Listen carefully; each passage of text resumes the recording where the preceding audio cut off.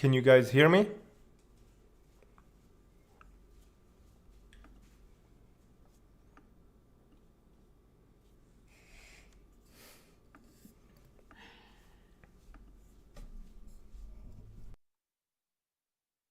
Okay.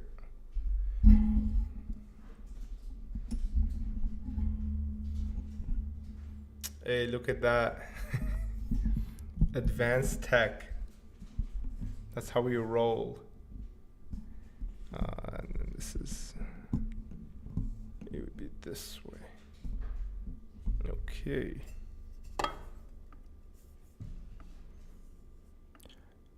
I don't know if I'm live, to be honest. Oh,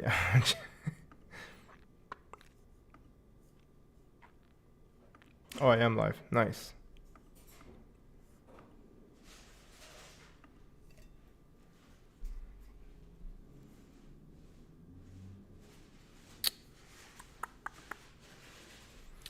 How do you guys like the new setup?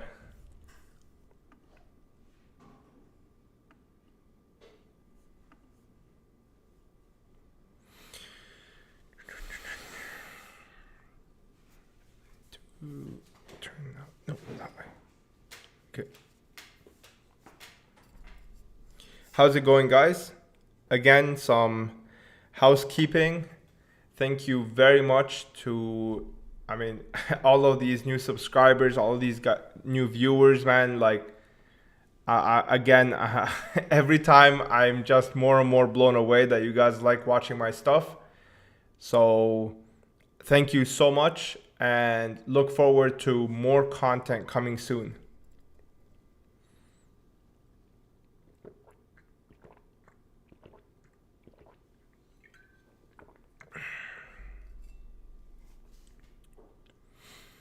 Can you guys hear me okay? All right, so this is gonna be the 5K Ask Me Anything video or live. And again, feel free to ask me whatever topic you want, whatever you want to learn about. I'm okay trying to explain it to the best of my abilities. And yeah, what we're gonna probably do is, if I keep kind of growing, quote unquote growing at this pace, we're probably gonna do every 1K we'll do an AMA live instead of every like 500, because I'm pretty much at 500 right now. Like, so yeah. All right, so the first question is, would you ever consider doing box breaks? I might, if it's something educational, or if you guys really want me to do a box break, I might do one as kind of like just an event. I don't want this to be a box breaking channel. So that's very important to me. It's a big criteria of like me making this channel. I don't want it to be just another, you know, opening channel. Because there's enough of those around, number one. And number two, I think that I want to create some things that I like watching myself. And this is, I don't really watch pack breaks or anything like that. So yeah.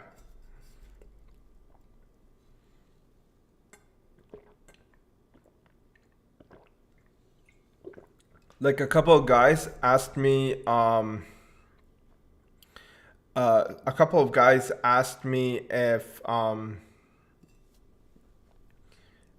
I can do like, what is it called? Like a pack battle with them. I don't really understand the whole pack battle thing, to be honest with you. I mean, I don't know how I get it. Like the better pull wins, but for me, I'm a competitive person, right? So I don't want just, you know, congratulations.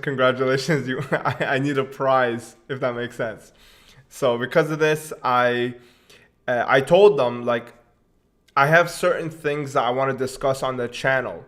And if they have these products, I'd be willing to kind of do these things with them, because I kind of want to go over it with you guys, if that makes sense, in an educational sense, while at the same time they get promoted on their on my channel, and I get promoted on, and I get promoted on theirs. So yeah, like I think the next collab that I do will be something like this, because I really want to touch on a topic, but I don't have the product for it. So yeah. All right. So next question. Hey man, any update on the binder drop? I'm in the market for some and just want an idea of how long I gotta wait. So the samples are on their way to me right now. What I'm gonna be doing is I'm hoping, like, would you guys be okay with pre-orders if I show you guys the product in advance? Like, I'm not a person who likes to do pre-orders for things that don't have any prototypes, don't have anything like that. Would you guys be interested in something like this? Because it will help me fund the project faster, right? Like, I don't have to start scrambling for money, wait until sales happen so that I can, what's it called? So if I can pre-order it with you, if you guys want to pre-order with me after you guys see the samples and you guys like them, and you guys actually tell me how I can improve them, just so that like the final product is that to its maximum potential, that would help me out quite a bit, like both in just idea wise as well as financially.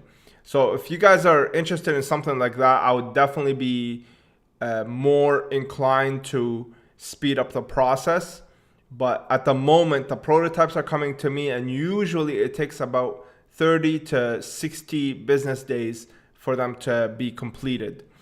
I will have to ship them to me via boat because air is like I'm getting bent over if I do it by air. All right, I will not be able to make any margin on the binders, so I have to do it by boat, and that will be another 3 to 4 weeks, maybe even a month. So yeah. So you might have to wait quite a bit. So if you're in the market to just buy a binder, I would say go ahead and buy one. I don't want you to leave your cards unprotected while you wait for me to finish. And then if you end up liking my designs, you can just order another one. But yeah, that's the only thing I can say, because I'm at the mercy of those guys like shutting down the factory every other day in China because of COVID and all this other nonsense.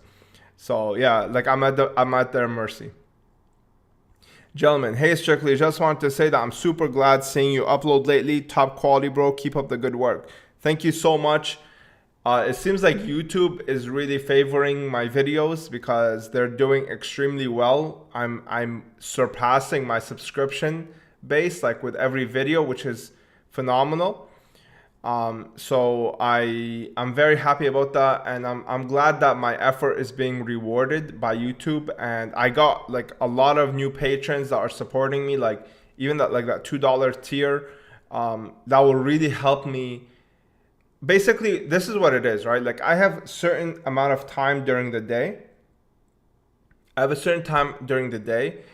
And I have to allocate that to put food on the table, right?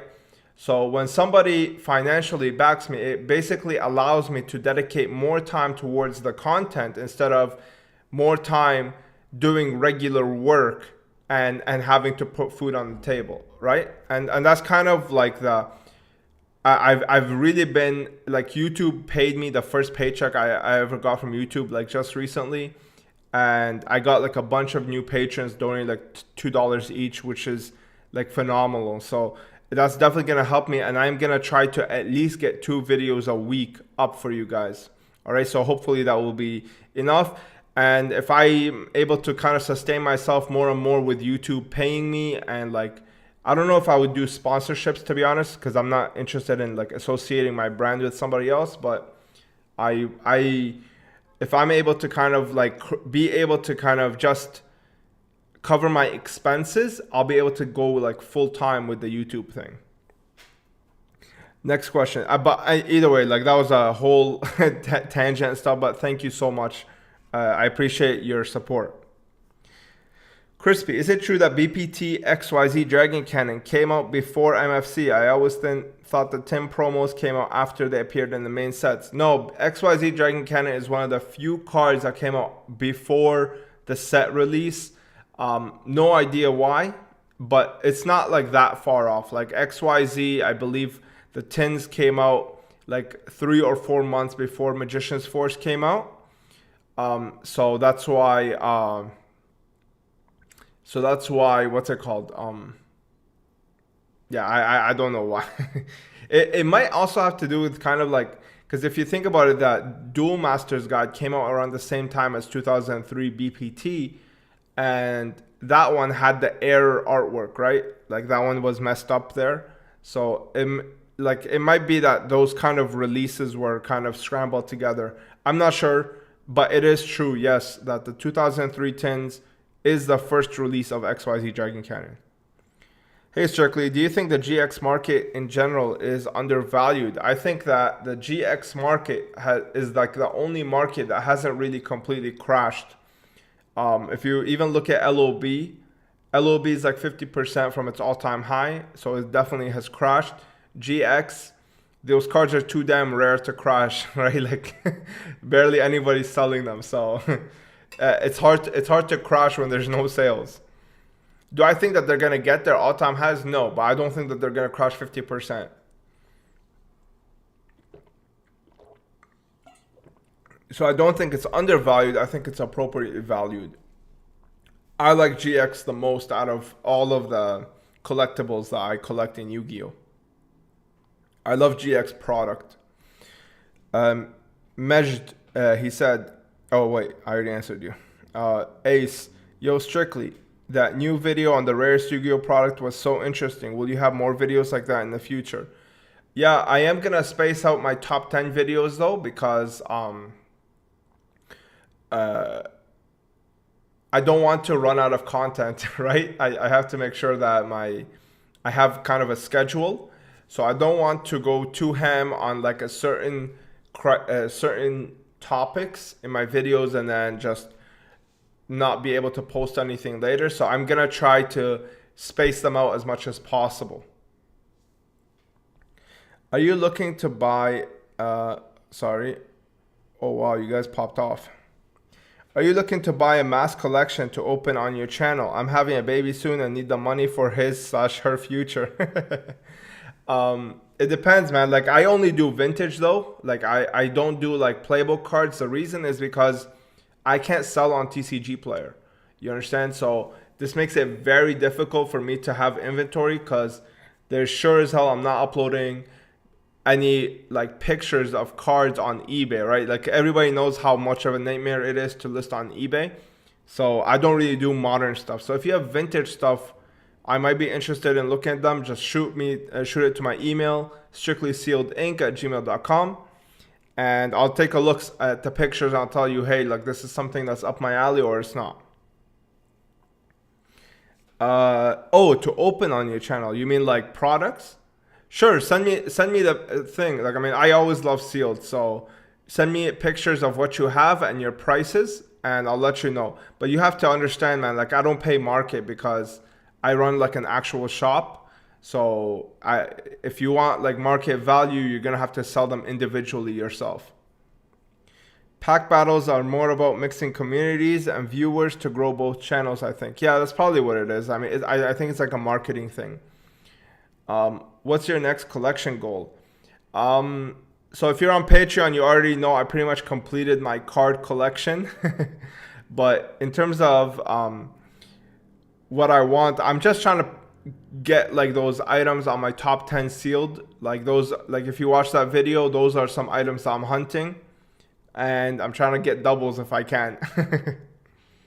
That's my next goal. My next collection goal will probably be being able to find that structure deck, as well as maybe be able to pick up those Elemental Hero Mattel figures sealed. I'm not really interested in the cards. What would be a good price for a light played glossy LOB Blue Eyes? The same price as PSA 6 or 7 LOB Blue Eyes. So I would just look at that. Loving the YouTube vids. I'm super into old school. I appreciate it, my man. Thank you so much for your support. Hi SS, I collect rare Digimon and Pokemon figures. I've been collecting Yu-Gi-Oh! Mattel figures since 2009, by far the hardest figures to find. Do you have any interest in collecting Yu-Gi-Oh! Figures? I only collect stuff with cards on the inside, man. Like I don't really do just the toys itself, because they take up too much room, in my opinion, compared to cards. I'd rather put my money in cards, but I totally understand the hobby of collecting figures. Like, sometimes I find myself browsing on eBay, like these old Ninja Turtle figures that my mom bought me back in the day, and trying to find them sealed. And I see like they're like $60-$70 now compared to like what we bought them for, which is like $8.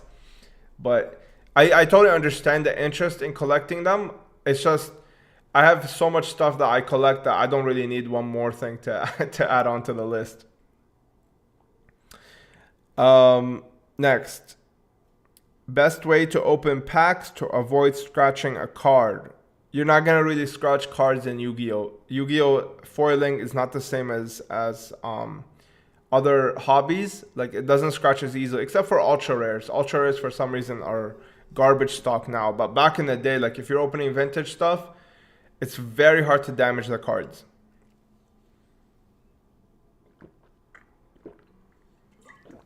How was your transition from figurines to Yu-Gi-Oh? It was all right. I mean, I kind of knew that the figures market was dying because I could just see the oversaturation. And yeah, I kind of knew that was going to happen. So yeah, I kind of pulled out at the right time. So it was pretty smooth. Video on pull rates on sets and pull rates on chase cards. Yeah, I do have something in the pipeline for that. I just don't like putting content out on YouTube before I address it to my patrons first. So because they like pay me, right? So I have to be able to, if I come across new information or new knowledge, I have to share it with them first, because again, like they subscribe to me, right? So once I release information there, I usually have like an embargo for myself, and then after that I release the information on YouTube.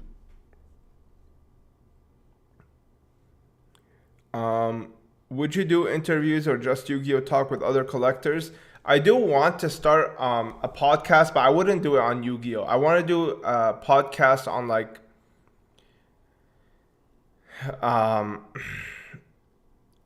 I want to do a podcast on like life, if that makes sense. I think that's more my forte. It's more what I enjoy talking about.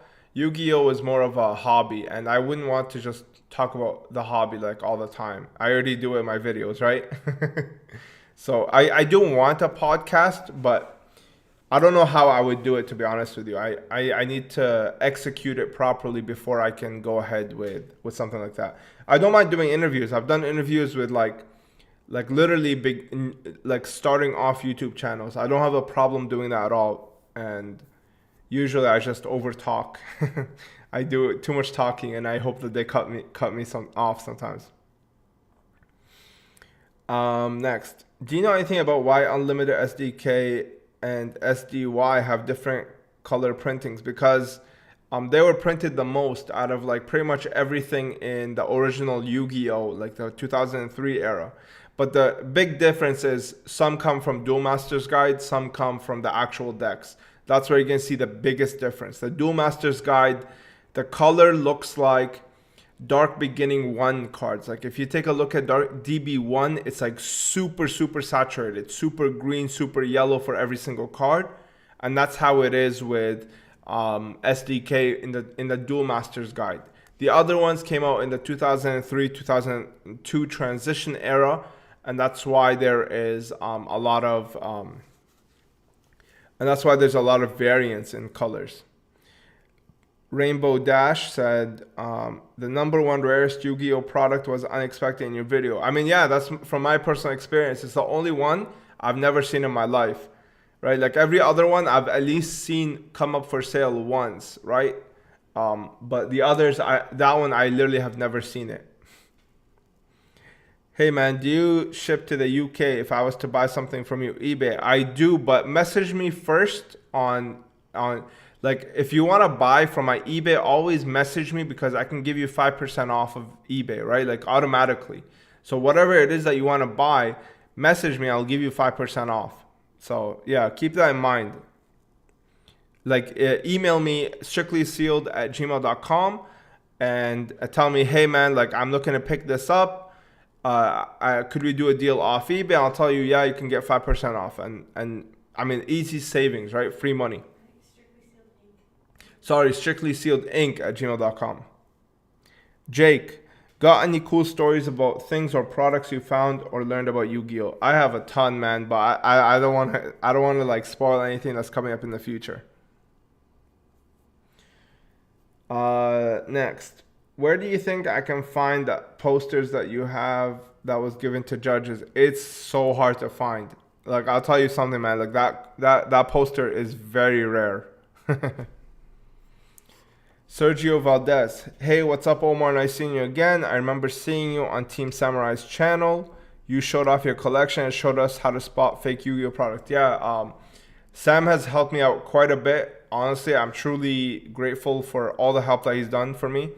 And look out for another video. Like we're doing another one soon, and it's really big. Like it's one of those like, it's like if you notice a lot of the videos I do with him, they all get like 100K plus views. This is one of those videos. It's massive.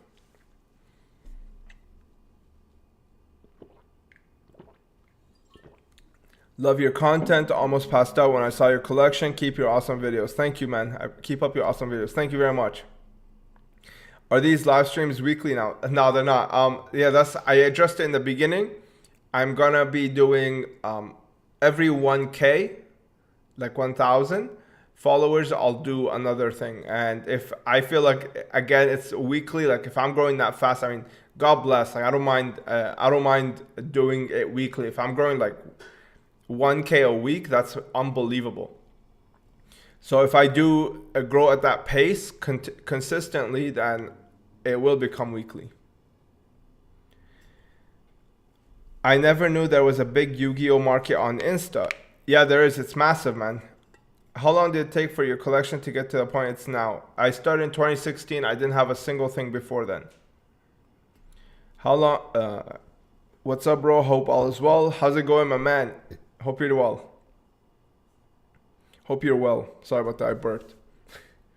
Stupid question. I'm a full-time school teacher who streams on Facebook, and it surprisingly took off. My wife wants to start pack opening channel on YouTube. Do you have any tips for beginners? I don't, man, because I don't really do that stuff on my channel. So you might want to talk with somebody who's like a little bit more seasoned than that. So I would recommend Casual Yugi stuff, Yugioh, Ruxin34. All of those guys are superb pack opening channels for sure. How's your Arabic, by the way? Do you practice it at all? Yeah, بحكي عربي. Did you go all in from the start, or was it side hustle thing? Did you have a fallback plan if demand didn't go up as much as you thought? No, it was a side hustle thing. And no, I did not have a backup plan because I don't like backup plans. I'm a plan A, and I bury myself until I accomplish plan A. What year was your favorite year of Yu-Gi-Oh?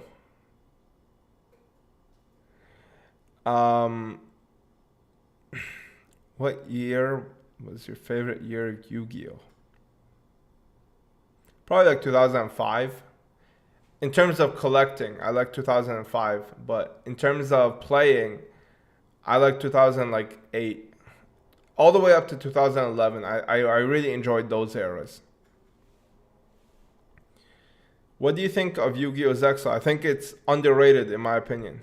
I really like Zexal. Blue Eyes or Dark Magician? Blue Eyes.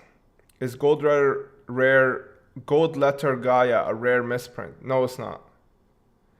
In your opinion, was Zexal printed less than 5Ds? Yes, it was, yes. I think it has a higher potential than 5Ds, to be honest with you. Other than those like really big cards, obviously. Those big cards can compete with OG Duel Monsters, for heaven's sake. So, what's your rarest PSA 10 card? G3 PSA 10. G3 Dark Magician Girl.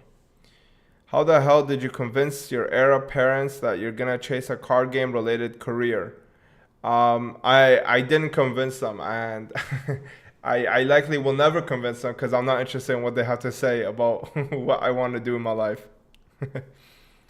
But they did give me a trouble, honestly. Like my parents are very traditional, and I respect some of the traditions. Honestly, I do think that they worship the degree, the university degree, a little too much, and I don't think it provides the same value it used to provide during their time, and because of this, they will never be able to see the difference between getting a degree back then and getting a degree today.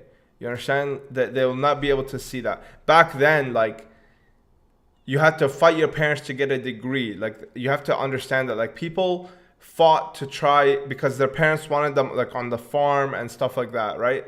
So now it's like the other way around. You understand? Like, now if you want to pursue anything other than a degree, it's just like your abomination, right? So yeah.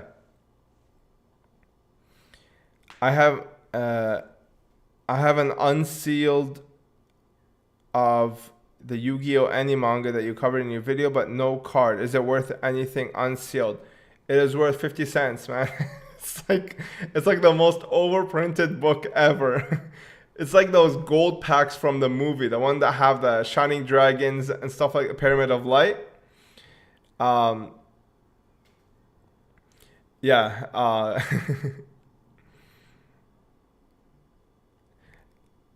Why has Yu-Gi-Oh collapsed? I'm not sure. Like, there's no money printing. That's the main reason. In my opinion, I think there's no money printer anymore.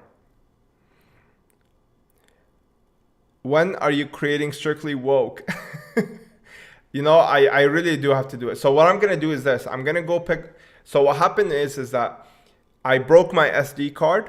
I don't know what I did, but I broke it. So I have to reshoot a lot of the thing. I have to reshoot a video that I made. And then right after that, what I'm going to do is I'm going to create the analysis. I'm going to create the channel. Most likely I'll do it this week. Like, you have my word. I'll do the analysis for the Truman Show this week for sure. God willing. What's your most rare GX item?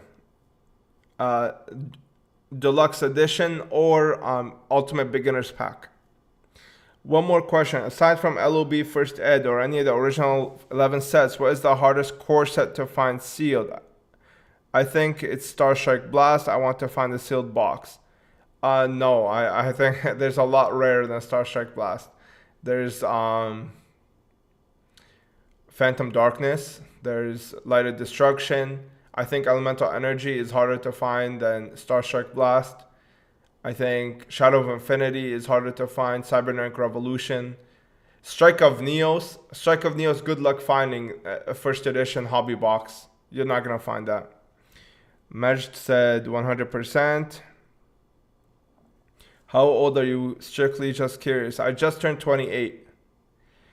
Do you know what the first edition spell ruler is and where it comes from? It comes from Europe. That's a European release. It's not any rarer than any other European release.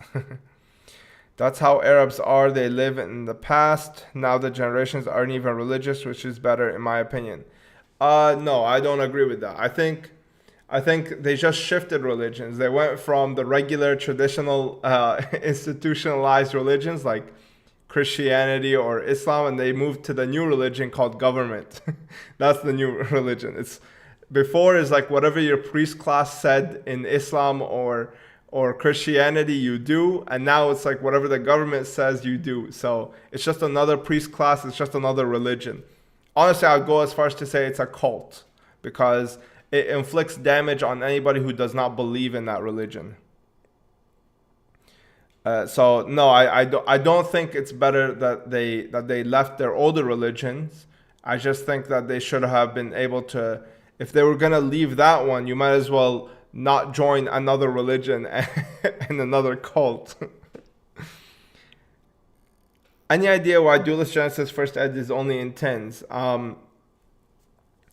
It's not just there's 4 sets. So Duelist Genesis Crossroads of Chaos, and Ancient Prophecy, as well as Stardust Overdrive. I have no idea why they did that, but they did, and I actually kind of like it. The mindset seems to be so relevant, especially with Middle Eastern parents. It's not just Middle Eastern parents, it's Chinese parents as well. Like, you know what's jokes is that Asian parents and Middle Eastern parents, like they want you to become a doctor, but the one person they tell you not to listen to is your doctor. Like that's the kind of absurdity in it, right? Like if you ever ask any Asian parent or any Arab parent, they'll tell you like, no, don't take that medication, don't do this, don't do that, right? But they all want you to become a doctor. It's crazy. Like, I don't understand it. I would definitely listen to a life-based Strictly podcast. I appreciate it, man. Thank you. You look like from the Shami region. I am. I'm from Damascus. Will you be releasing binders? Yes, I am. They are coming. They're in the pipeline right now. Strictly Woke would be legendary. Thank you, man. How many cases of GOTP should I buy? I don't know, man. Thank you. The old GX sets. Yeah, I was just going to say Hobby Stone. Yes, Hobby Stone is probably one of the rarest boxes in the GX era. I've been starting to collect sealed Yu-Gi-Oh! I have a few GX blisters. Do all GX blisters come in first ed? Pretty much yes. Other than European ones. Yu-Gi-Oh! Is the best religion. What do you think looks better, Ultimate Rare or Collector's Rare? Just looks. Ultimate Rare, the original ones. I don't like the new Ultimate Rares. Have you ever been to Egypt and seen the pyramids and shrines? No, I had plans to do that, but then now I need a needle in order to leave the country, so I'm stuck here. They care about the status conferred by the profession, but don't respect the profession itself. Exactly. It's just about the money and the profit. This is the thing that really deteriorated. I don't know how you get what I'm saying. The medical industry. It's the fact that because there's prestige in it, people chase it for those reasons. Medicine is a type of art. I always have said this and I always stand by it. Medicine is a type of art. And if you truly want to succeed in it, you have to have a passion for it. Back in the day, before it became institutionalized and government funded, back then, the only people who you see become doctors are people who had a passion for healing. You understand? Now it's like if you want prestige or you want to show off at the dinner table, or if you want money, then you become a doctor. It has nothing to do with passion or any type of higher level satisfaction. It's all material based. And that's why the medical industry is so not trusted today, as well as it's so corrupt and so political, bureaucratic in its nature. Do you think secret tin promos from Duel Monsters GX and 5Ds are undervalued? For example, the 2006 tins with Neo, Cyber Dragon, Wingman, beautiful cards. I totally agree. Again, man, go look at my videos. Half of them are my binder videos because I love my binders. I love these cards. And I do think that those promos are incredibly, right now, there's just not enough collectors in Yu-Gi-Oh! To bring them value, right? So yeah.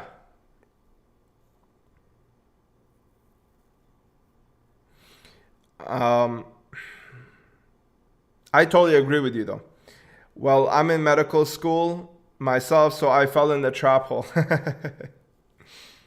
Hey, just be honest with yourself and try your best to give the most honest assessment without being peer pressured. That's all I can say about that. I've heard that the misprint Ghost Rare Rainbow Dragon with Taiv 006 having Chaos Neos can only be pulled from the tins, but some say it can be pulled from the special editions too. I made a video on this, Charles. You can go check it out on my channel. It's a very deep and I went very thorough with analysis of that card, and you can see where, in my opinion, it gets pulled from. Just how are you saying GX boxes are hard to find? The GX Mattel figures are insane. The big ones that come with the cards and the mini GX figures. Yes, they are. They're incredibly hard to find. I already said that. Thoughts on Assad or too controversial for now? I don't really discuss government because any type of repercussion that happens in the world or to a country is because they brought it upon themselves by allowing a government to exist. So if Trudeau turns tyrannical or not tyrannical or like anti-tyrant, whatever you want to call, whatever side of the argument you are on, it was because we allowed it. And whatever happens to any other country, it's because they allowed it.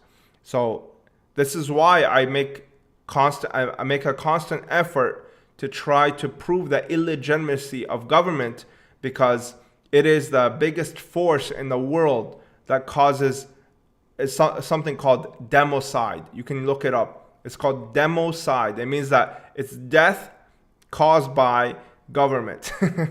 Okay? And it is the highest. There's no force on the earth that has caused more death and suffering than government.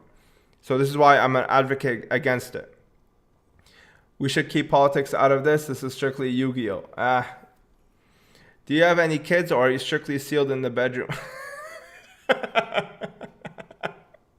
No, I don't have kids, but I'm looking to have kids. I just don't want to have them right now. Maybe when I'm 30, 32, something like that.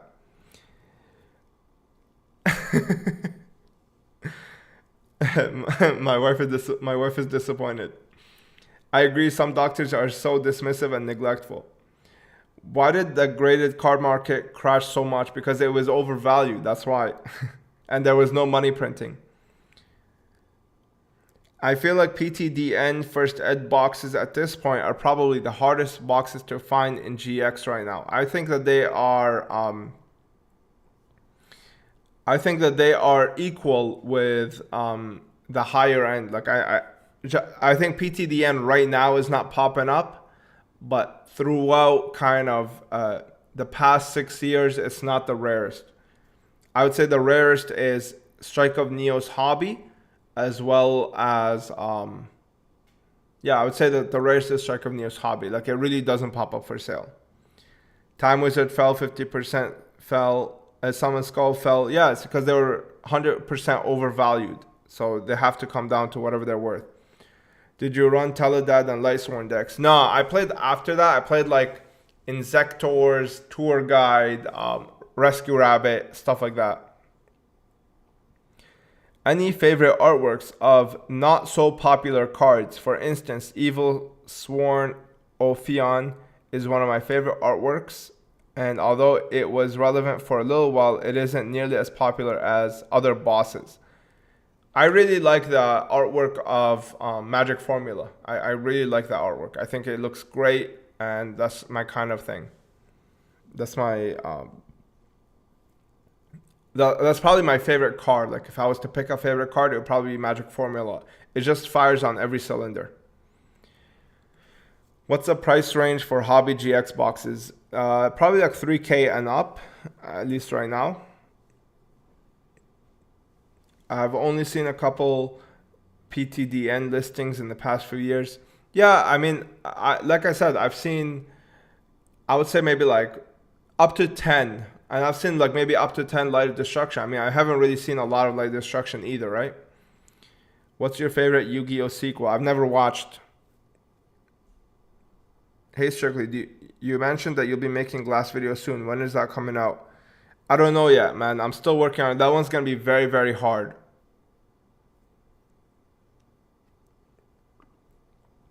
Are there any rare cards in recent years that caught your interest because of how they became rare, like through an unplanned reason? I can't recall. You don't like the artificial...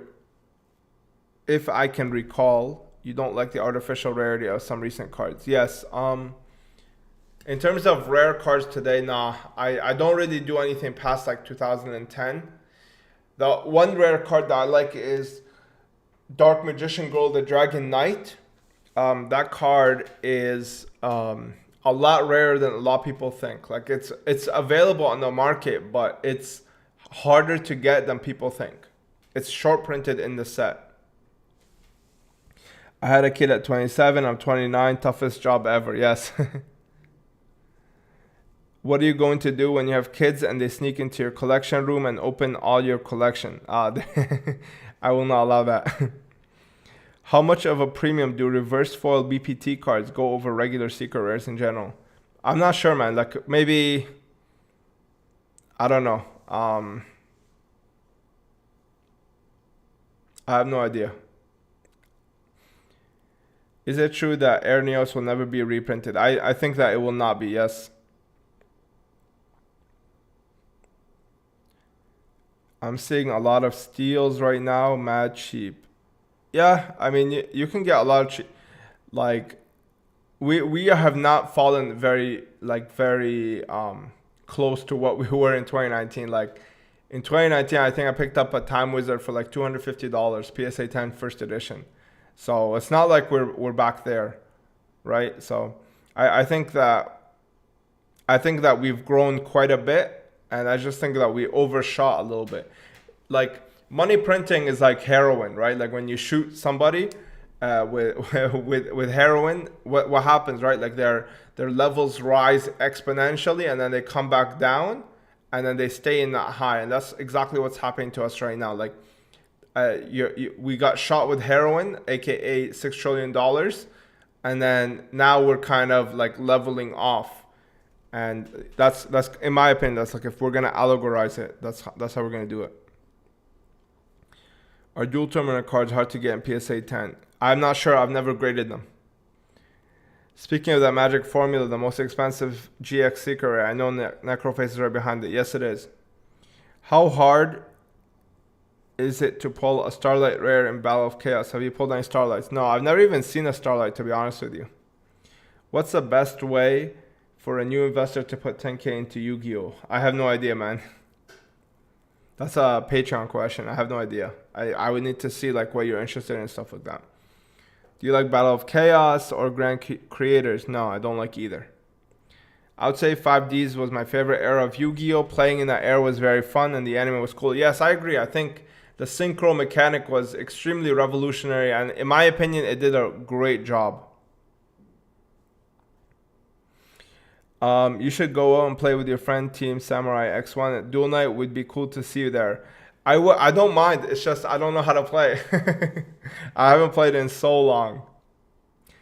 In your last live stream, you talked about Lord of the Rings and the meaning of Sauron. I tried to look it up myself, but I couldn't find any decent information about him. Sauron represents Satan or Saturn, the planet Saturn. Saturn is a big, it's a big figure, a celestial body of worship, right? Like if you're, there's two big ones that people worship. It's the sun and there's Saturn, because they're the opposite of each other. So when you have Sauron, Lord of the Rings, right? Like the Lord of the rings are what? The rings of Saturn, right? That the Saturn itself, like when you look at it, it looks like an eye, right? Because you see the shape of the rings, and then the planet on the inside, it's an eye. So when you have like the eye on the dollar bill, you're basically that's a representation of Saturn. You understand? That's what the eye represents. So it's called the cult of the Black Sun. So in Lord of the Rings, Sauron represents Saturn.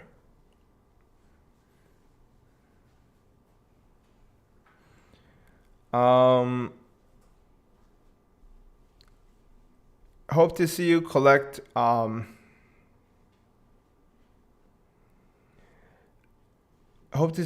Zexal stuff. Maybe I might do it. I don't know but I have so much stuff to collect right now that I don't really have time. I don't really have the funds or the time to actually look for Zexal stuff. Maybe if it walks up to me, I'll buy it. But for the most part, I probably won't do it at the moment, at least. What is a retail first ed MFC pack worth right now? maybe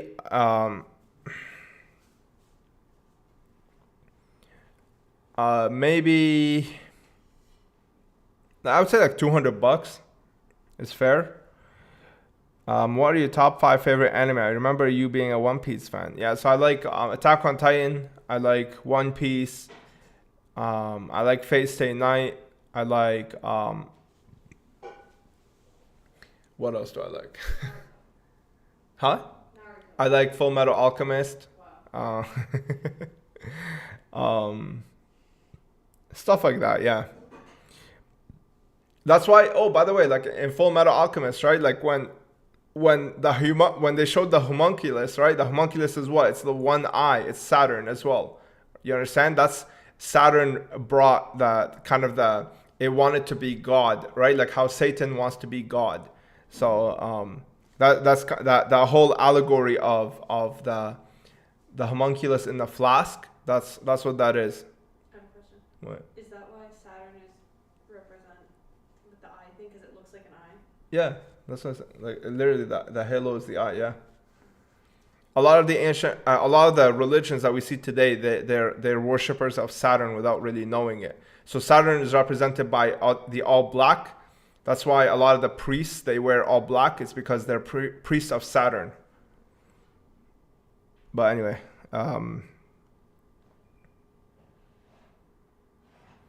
congratulations on 5K subscribers. I'm glad to see your continued success. I appreciate it, my friend. Thank you so much. Do you play chess? I do play chess, yes.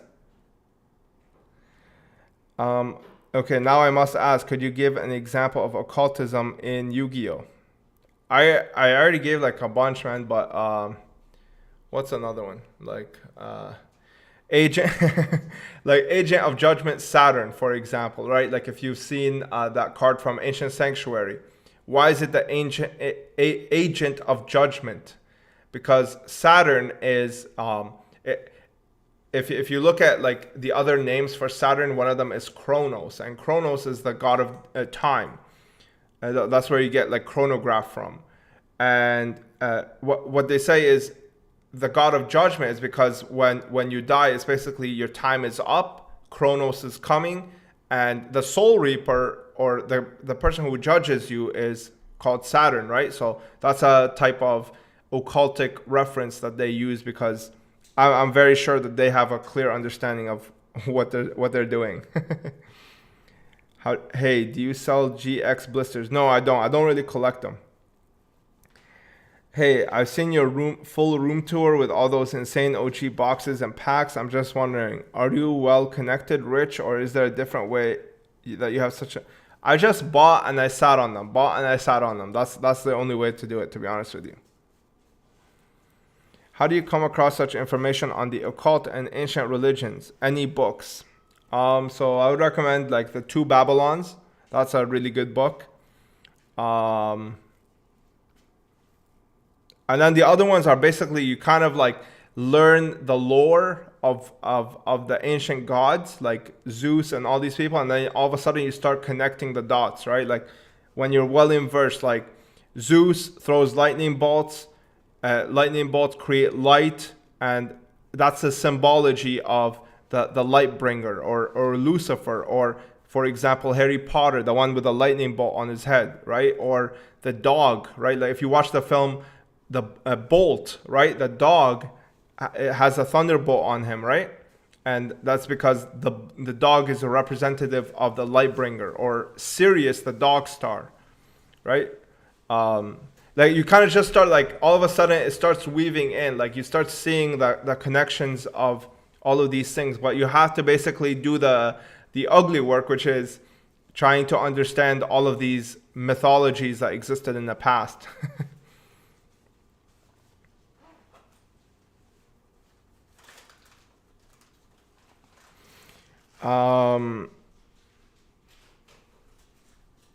Do you think 200 for a PSA 6 guide the Fierce Knight LB is worth it? It depends. If it has a clear bend, then no. But if it's like, whitening or something like that, then I would definitely recommend buying and cracking it open. I mean, that's a great price for a binder card. What's your favorite card? Magic Formula. See ya. I recommend Demon Slayer. It's amazing. Yeah, I might check it out. Hey, how much is First Ed IOC blister pack? Also the 2003 tin. I don't know, like $300 and $500. It represents Horus Ra, Saturn. Basically, whenever you want to give the sun god in the east, Satan Freeman. I don't know what the hell you're saying. It represents Horus Ra. No, Horus is the sun. Set is Saturn. Saturn, basically, whatever name you want to give the sun god in the east, Satan, Freemasonry, and the OTO, and other societies from ancient Babylon, Persia, and Egypt. How's it going, Mr. Omar? Philosophy stream today? Maybe. Depends what you guys want. You guys are kind of steering the boat. Why were you never into blisters or collecting them? I just don't like how much space they take up. I'm a new collector in Yu-Gi-Oh! What is the best advice you can give me? Set a budget and only buy with money that you can afford to lose. If anyone wants to know about occultism, study Freemasonry and the works of Aleister Crowley, and you will realize how depraved it is. Albert Pike, Manny P. Hall, Albert Mackey, Aleister Crowley. I mean, I don't agree with you, to be honest with you, Matt. I'm not. I don't believe. I don't believe in the idea that the occult is something that you kind of just. The occult is something that you kind of just brush off because some people misused it. I'm not of that. I'm not into that thinking. I think all information is good information. It's just if you use it well, or if you use it badly, then it becomes bad. But that's because your actions are bad.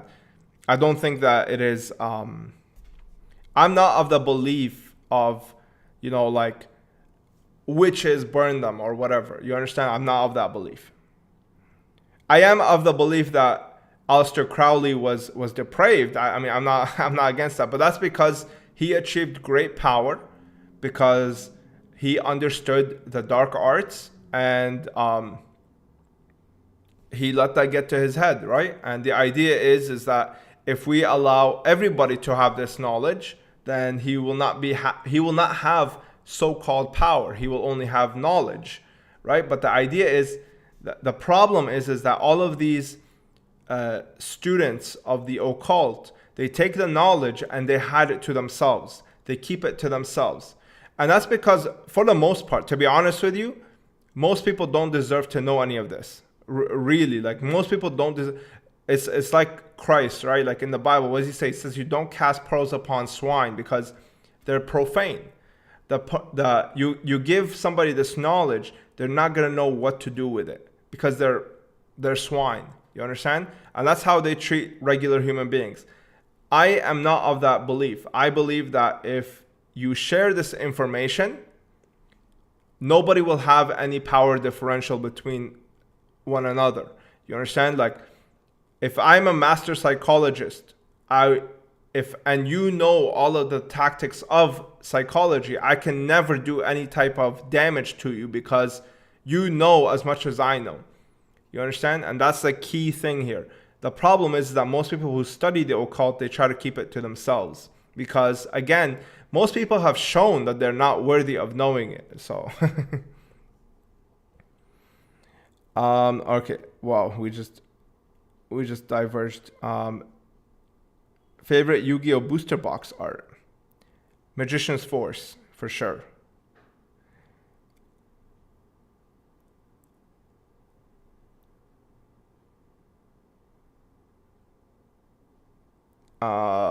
Would you take a chance at grading a First Ed MFC Dark Magician?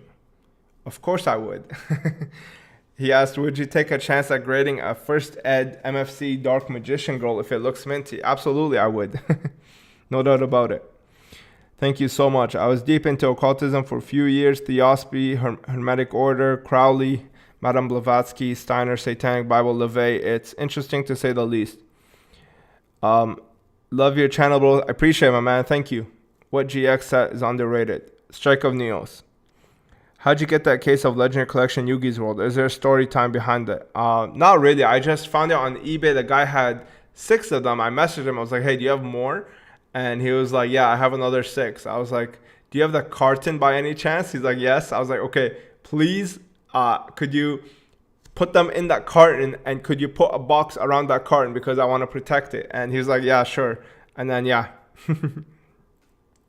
I ended up buying it from him.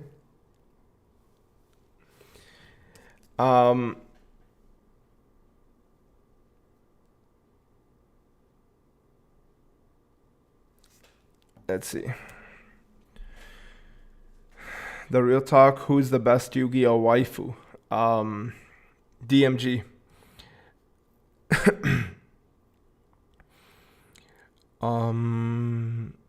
Do you collect anything other than TCG/anime related items?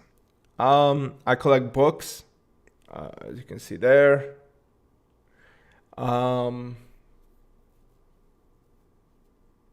I kind of narrowed down. I used to collect like all sorts of things, but as I became more of a business owner and stuff like that, I started kind of focusing my energy on this. You have a different hat this stream? You got a hat collection? No, I don't. I'm actually coming up with my own hat though, with my logo on there. It's just I haven't I haven't it's not done yet. And that's what I'm going to be wearing. I'm going to get a shirt as well with like my logo stitched here.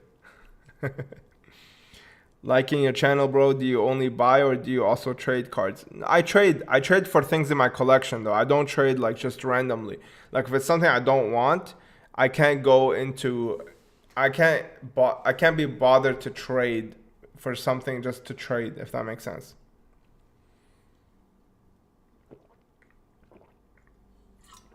Yo, what's good, Strictly? What's going on, man? Thank you for joining us today. Hello, what is your opinion on collecting cards in foreign languages? I mean, vintage cards. It's all right. It's all right. Hello, do you think that Battle of Chaos is going to be worth buying or keeping sealed? No, I don't think so. Is your wife into Yu-Gi-Oh or get jealous of you being into DMG? I mean, I just do it as kind of a joke. I don't actually like the cartoon character, but yeah, she doesn't like when I talk about DMG. Can you crack MFC pack for the DMG? I don't have MFC packs. Favorite movies? Mine is The Matrix. Enjoy your truther conversations the most. Please continue. I appreciate it, my guy. Thank you very much. My favorite movie? I like The Truman Show. I really love that movie. I think it's one of the best films of all time. The Truman Show is one of my favorites. Any plans on restocking your shop with different booster boxes, etc.? So I do sell my booster boxes. I just do it like privately. Like some people email me. They're like, hey, would you take like... So for example, I just sold a Cybernetic Revolution box for 4,500. So they messaged me, they're like, hey, would you take 4,500 for this? I was like, yeah, sure. And I sold them one box. That's usually how I do it with my booster boxes because I don't really want to advertise that I'm selling them. Hats should have strictly drip on it. What's your take on the AOT secret ending? Secret ending? I didn't know that there was a secret ending. Do you know what some of the rarest blisters out there are? No, I don't collect blisters. I have no knowledge of them. Do you think it's worth holding onto products of newer sets like Toon Chaos? I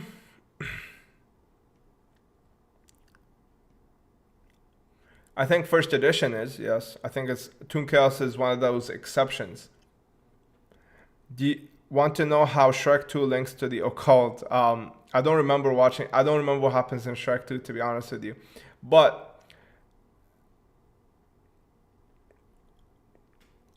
I do think he does relate to Pan. If I was just at the top of my head, I do think that he relates to Pan, or what's called the green god, the god of vegetation.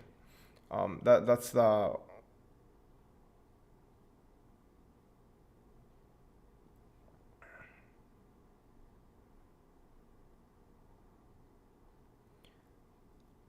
Yes, the Truman Show is great as well. I like how you put the dash there. Yes, it is. The ending where the island gets obliterated by the Allied forces in the future. I don't remember that at all. What are your opinions on the top 5 most rare booster boxes in Yu-Gi-Oh? Your ranking. I don't want to spoil. I have a video coming up and I don't want to spoil. Which is the best way to crack a PSA slash BGS or other slabs? Check out my video where I have like the thumbnail with like the where I have like a screwdriver in the freaking picture. That one is yeah. Do you play the TCG or Master Duel at all? No, I don't play anymore, man. I played back in like 2011-ish. Can't wait to see what your binders will look like. I appreciate it, my guy. Thank you so much. I can't wait to show them, man. Do you know about Mithras in the Occult? Yes. Do you mean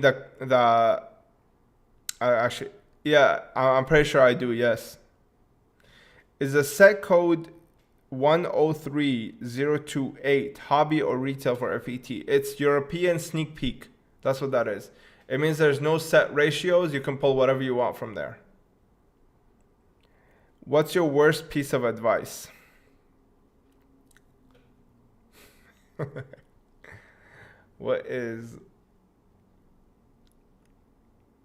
What's my worst piece of advice?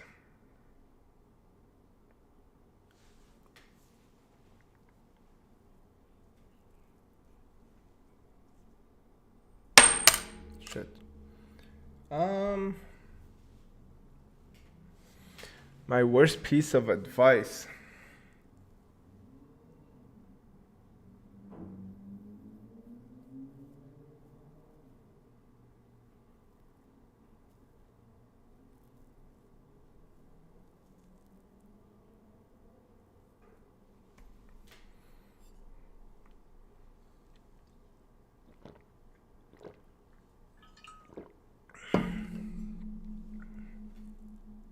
I don't know.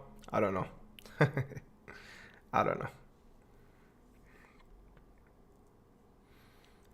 Do what your forefathers have done. That's a bad advice. Actually, do it because you're too lazy. I don't. Never mind. Okay. Have you heard of Douglas Tepper? His best Elemental Hero collection on JRB Jobber's channel is absolutely insane. Yeah, I know of him. Yeah, his collection is awesome. I mean, I can't really deny that it's awesome. I think he has like every one of them in PSA 10, which is pretty dope, to say the least. Hey, Strictly, recently acquired a PSA 9 Dark Magician Girl First Ed. It's a European version. Does this have the same value as the American version? Oh, Dark Magician. No, it does not. It doesn't have anywhere near that. So it has maybe PSA 9 Dark Magician is maybe like 1,000. I would say PSA 9 LOBE is like maybe $500. I'm investing in raw cards instead of graded cards. Is that a good investment? It's more solid, yes. In my opinion, at the moment, yes. You definitely need to read it. It fits way better to Isayama style. Just saying, is that like a fan made version, or is that like somebody making that, or is that him releasing that? Favorite year tin set 2002 BPT, man, all the way. Do Euro boxes really have tears in the seal?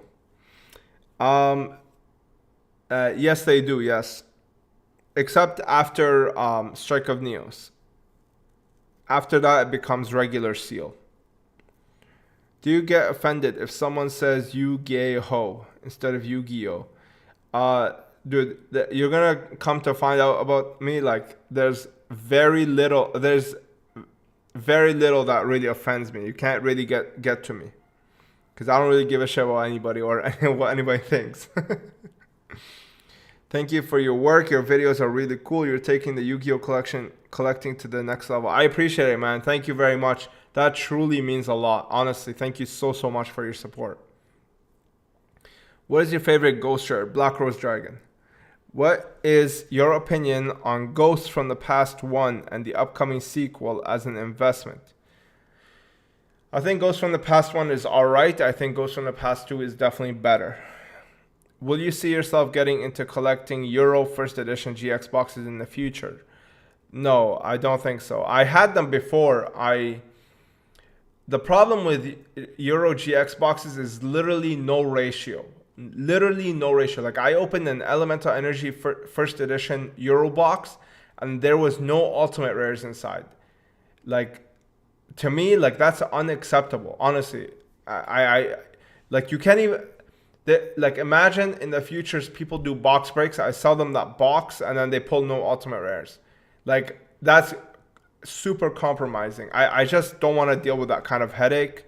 I don't think I'll ever collect Euro first edition boxes anymore. Best and worst investments. Best investment is definitely Pokemon sealed games. I made a huge come up on those. My worst is not really like, to be honest with you, I've always held on to stuff to the point where I'm always plussing. But if I was to say my worst is most likely mistakes, like things like I purchased like 24 Duelist Genesis packs. It cost me like $3,000. And my middleman was away on a trip. I don't know why my dumbass bought them at that time. And they ended up getting stuck. The guy would not, FedEx would not re-deliver. They got sent back to the guy. The guy would not refund me, and I basically lost like $3,000 and the packs. Those are kind of like my biggest L's that I've taken. It was my fault. Like, I should have known. You know what I mean? Which new booster box do you like, and would you purchase to collect? I don't really buy modern. The last set I buy is 2014. That's it. Do you believe in ghosts? I do believe in spirits. I don't know about like Boo or like Caspers. I don't know about that, but I do believe that in the spirit realm. Yeah, I mean, take a hit of DMT and and you'll see what I'm talking about. Yeah, like take some ayahuasca and you'll know exactly what I'm talking about. You will see that spirits are the real thing. Is GBI the rarest Egyptian God set? Yes, it is. GBI secret rares are, yes. Much love from Louisiana. I saw your collection. You're insane. Love it so much. If you ever want some custom tokens or anything done, hit me up. Rora Aura can get you all set up. I appreciate it, my guy. Thank you so much. I pulled a Blue Eyes Tune from MRL Unlimited. Not spell. Well centered, worth grading, even as unlimited. Considering it's the best pull you could hope for out of the pack.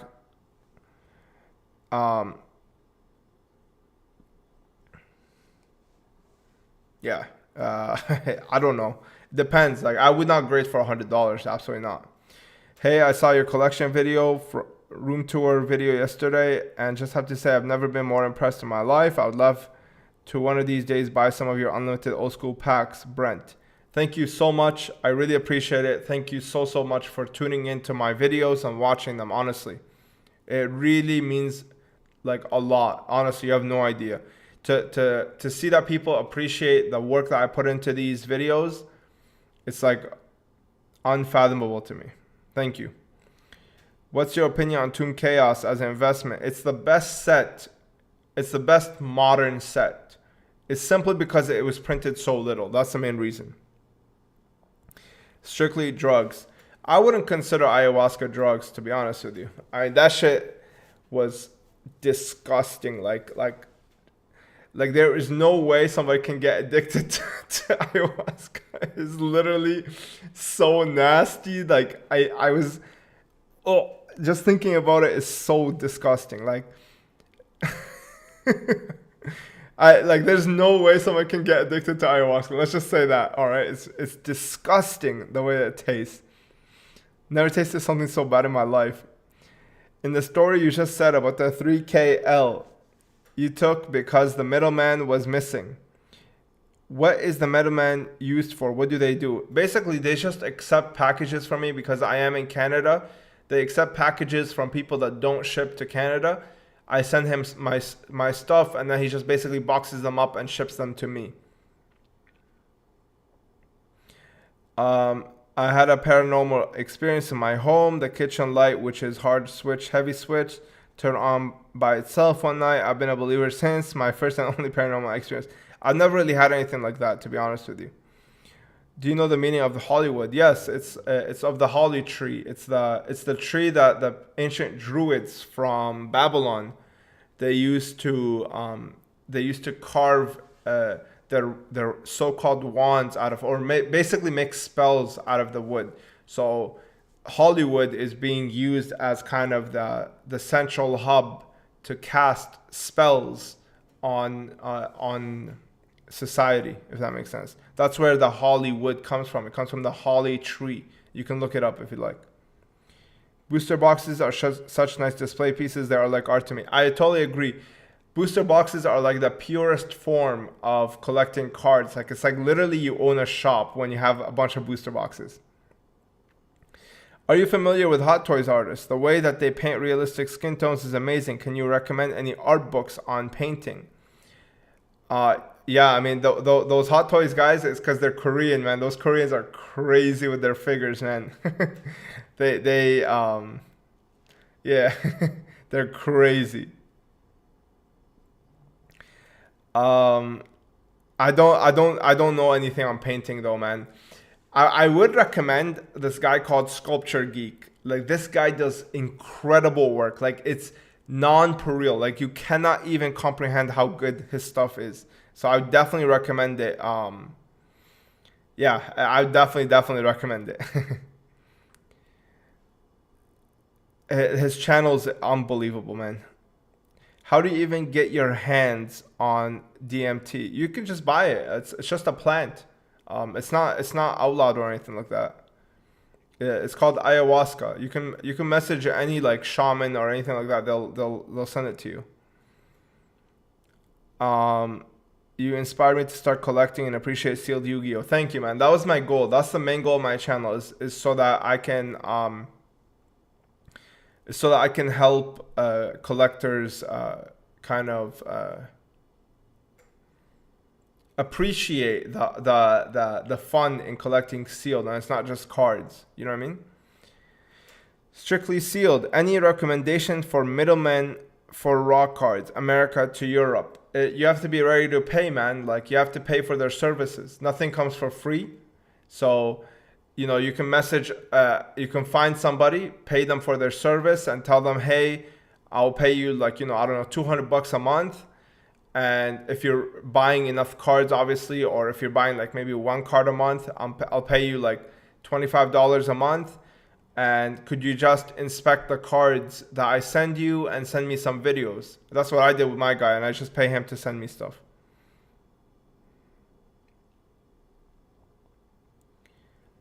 Any advice on fellow Canadian buying international? Taxes and courier fees are whack. Yes, that's why you need middlemen. I will say no more. You need a middleman. How did you transition from Statute of figures to Yu-Gi-Oh? Or were they concurrent hobbies?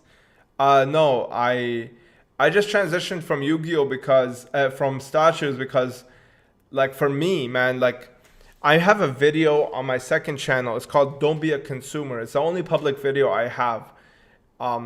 It's called Don't Be a Consumer Even When You Are. And that video kind of explains my mentality.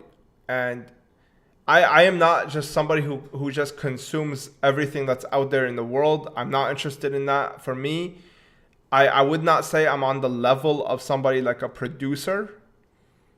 Actually, I'll just tell you guys right now.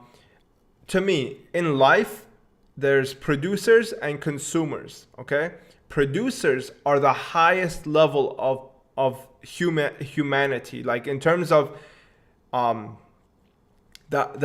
terms of like the echelon of different. Yeah, in terms of the rankings of the human beings, I think producers are the highest level. Like business owners, people who make products from scratch. There's nobody that can compete with these people. The consumers are the lowest level of these people. They're basically people who don't make anything; they just take, and they're basically like. Anyway, like I don't want to go too deep into it, but anyway, the idea is that you don't want to be a consumer, even when you are. So for me, I love statues. I love the art of statues. I love the craftsmanship, the you know the I don't know what else whatever, like there's a special thing about art that I really gravitate towards. And I wanted to buy statues, but I am not a consumer. I'm not going to just buy somebody's statue. I'm going to slot myself in between because I don't believe, look, I do believe that I'm very good, but I don't think right now I'm at a level to be a producer. What I mean by that is I don't have the talent like an artist has, like a sculptor has. And I also don't have the talent to be a business owner like a big statue company owner like Sideshow, for example. Like those require different level of genius that I don't have right now. I might get it in the future, but right now I don't have it. And I'm not going to lie to myself and say that I have it. So now I have to find a way to not be a consumer because I look down on those types of people. So I have to elevate myself to a higher level. So what I do is I try to monetize whatever I'm trying to consume. Okay?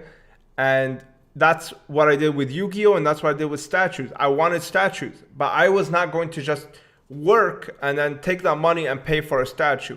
I wanted the statue to monetize itself so that I can get my statues for free. You understand? And that's what I did. And I have my Dr. Doom. I left it like as a kind of a memento for myself and my time in the hobby. But I got that for basically free because I just bought and sold statues the whole time, and I accumulated a collection of my own that I did not really pay for. So basically what I did was, number one, I gained a lot of knowledge in the hobby. I'm very articulate when I speak when it comes to any facet of that market. I gained knowledge in understanding the buying and selling on eBay and on Facebook marketplaces. And then so I improved myself intellectually while at the same time I didn't lose any money, which is basically the equivalent of my time, right? Like if I converted my hours working for somebody and I turned them into dollars. So these dollars are basically my way of preserving my time. So I didn't lose any time into this.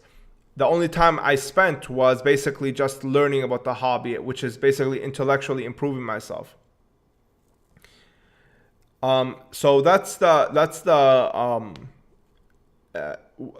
thing that I would say is that my oh shit, where did I completely forgot.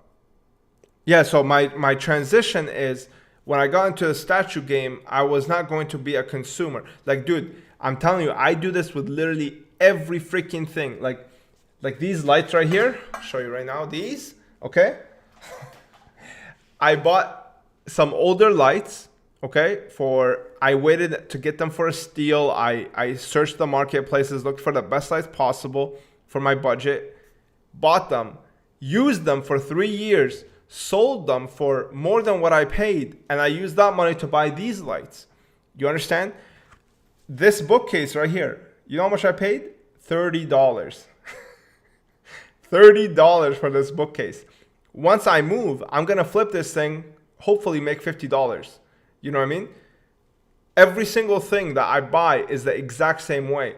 Why? Because I like to learn as much as possible about every industry. I learned about lights. I learned about what makes these, you know, like I have the rating from 0 to 5,500 Kelvin, like in terms of temperature of the lights.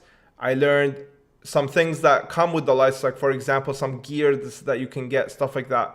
Same with this bookshelf. I started looking online for all of these providers like Amazon, IKEA, Wayfair, all these other companies, and I started looking for how exactly, what makes a good shelf. And I did that with literally every single thing that I buy, other than food. Food is the only one because I need to sustain myself. But otherwise, man, I'm telling you, like every single thing that I buy, I have to monetize it because I won't allow myself to become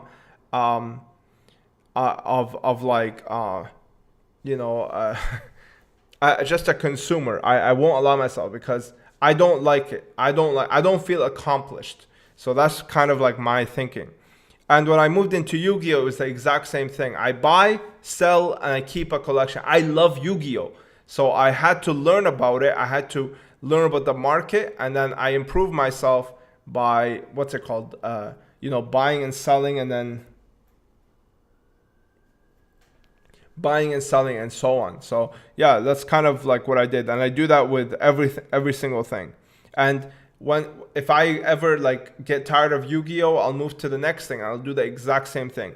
This not only opens up, first of all, this does not only just open up ways for you to finance yourself, it also allows you to kind of go into different facets of the world and see if you're actually good at it. You will see that most people, like for example, like if you look at Louis Rossmann, right? He's a big YouTuber. I highly recommend his discussions, incredibly intelligent. This brother right here, how did he start his business? He started it by learning how to fix computers. You see what I'm saying? Like he taught himself how to fix his own computer, and he ended up basically just doing it over and over again. He started getting paid to do it, and that's exactly how he started his business. I promise you, most people who do this are the exact same way. Most business owners, exact same way. They start by trying to learn about different things, and then one thing ends up taking off. And that's what happened with Yu-Gi-Oh, and I'm doing that with YouTube. Like for example, like every single YouTube every single YouTube video of mine always kind of ups it a little bit, because even when I watch YouTube now, I start to kind of look at different intricacies of how they're editing their videos so that I can add it into my own format, if that makes sense. And I try to kind of consistently improve myself in that way.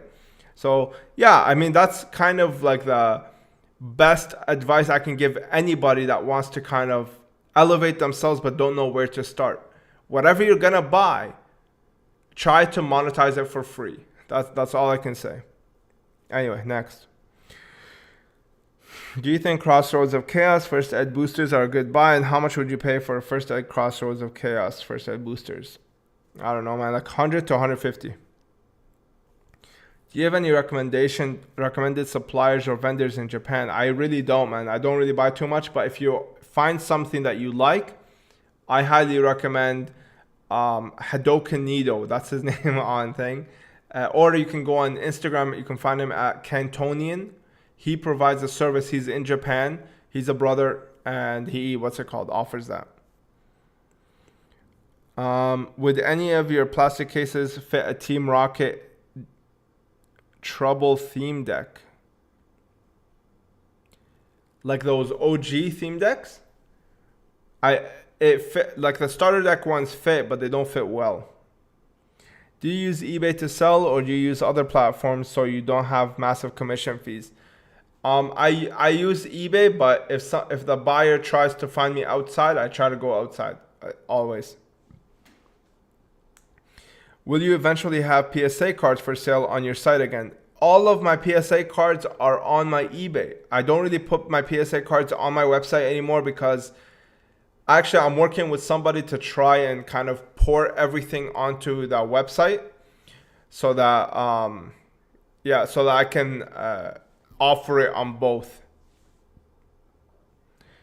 Do you have any Yu-Gi-Oh figures, statues? I have the Millennium Puzzle trophies. That's it. That's all I have right now. I also used to have the Pot of Greed. I really like that. That was a really nice thing that they made. Will you eventually? I already said that. What's the second channel to watch that video? It's called Strictly Sealed Patreon. Sending much love from Serbia, dude. I just recently found your channel. Keep up the amazing work. Thank you so much, man. I appreciate your help and your support. Franco, Carlissimo, and Mufizal are creative geniuses. I think you'd love Franco's Samurai Wolverine. I can't wait, man. But I slowly realized that I'm a hand sculpture kind of guy. So that's why it was kind of another way for me to know, like, oh, you don't belong here anymore, if that makes sense. I'm not really too much of a digital arts kind of guy. That's genius. I appreciate it. GG, thanks. Why you keep commenting that? Absolute favorite promotional cards. I really like Elemental Hero Collection 1 and 2, and I really like what's his face? What is it called? I forgot. I really like UBP Exodia. And BPT Dark Magician. I really like that one too. How do you keep track of all your cards? I can't imagine how many cards you have to sort out. I'm impressed how organized you are. Keep up the amazing channel.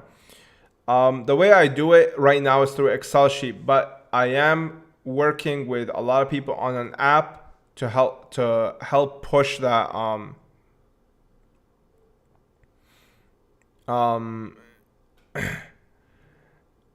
what's it called, to help basically. The app is called Collector. Okay, I highly recommend you guys check it out. It's on the App Store right now. That's what I'm currently using aside from Excel. Like, I just input a lot of my data on there. We're working together in order to help improve it. It's called this. I'll type it in the chat. All right, I definitely recommend you guys check it out and see what's it called. Like that's what I use, to be honest with you. It's crazy that I can remember all these starter decks and booster packs and boxes being on the shelves back in the day, and never would have thought they would be so valuable today. Yes. I mean, don't we all? Are there any first edition Yu-Gi-Oh booster boxes that you don't have yet? No, not that I want. I have some that I like. There are some that I don't have, but not that I want. Are you familiar with Tim Ferriss? I think you'd love his podcast. I'm not familiar. No, I'll definitely look into it though. I've looked at it myself. I have to say that I came to a different conclusion. The Hollywood describes the holy staff of Moses, which by itself represents wisdom. I mean, I do understand the holy staff of Moses part, but I don't agree that Hollywood stands for or describes that. I mean, I think it's a little bit too far-fetched of a conclusion. You can just look up Holly Tree from ancient Babylon, and you'll see they use the wood in order to cast spells. So, I mean, we can agree to disagree, but yeah. Do you know anyone with multiple first ed LOB boxes? Yes, me. I have multiple. Is the Yu-Gi-Oh market crashing a bit now? If so, do you think prices will rise again soon? No, I don't think that they will rise again. I think that they are stuck there for at least 2 to 3 years. Do you think you have enough product to sell to retire?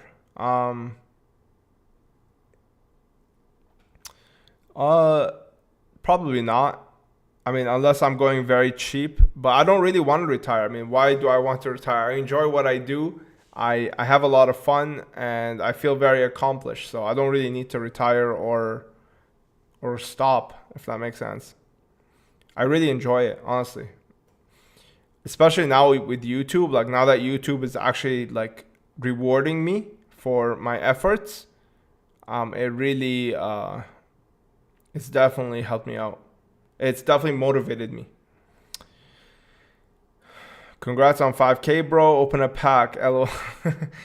Maybe we'll see. We'll see at the end. How long has it been? An hour, 30 minutes? Okay. What's the rarest / lowest population card you have? G3 Dark Magician Girl. I'm going to keep saying it over and over again.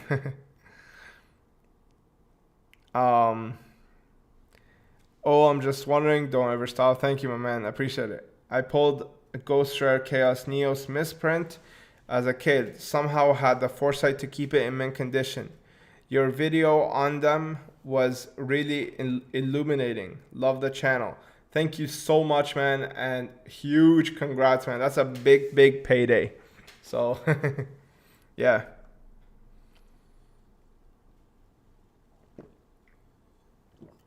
It seems like the questions are slowing down.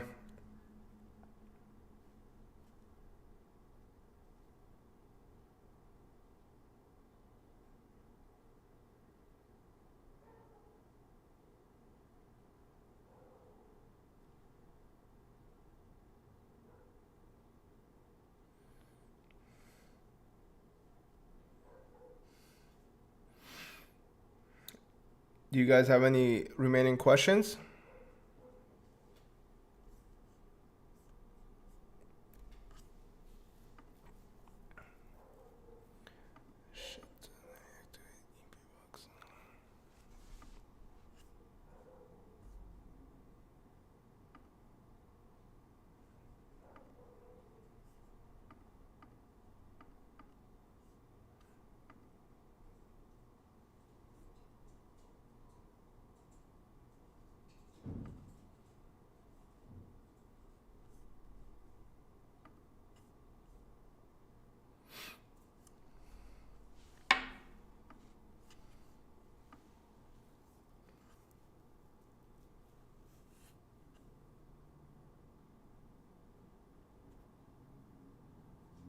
Do you watch competitively? Sorry, I kind of zoomed out a little bit.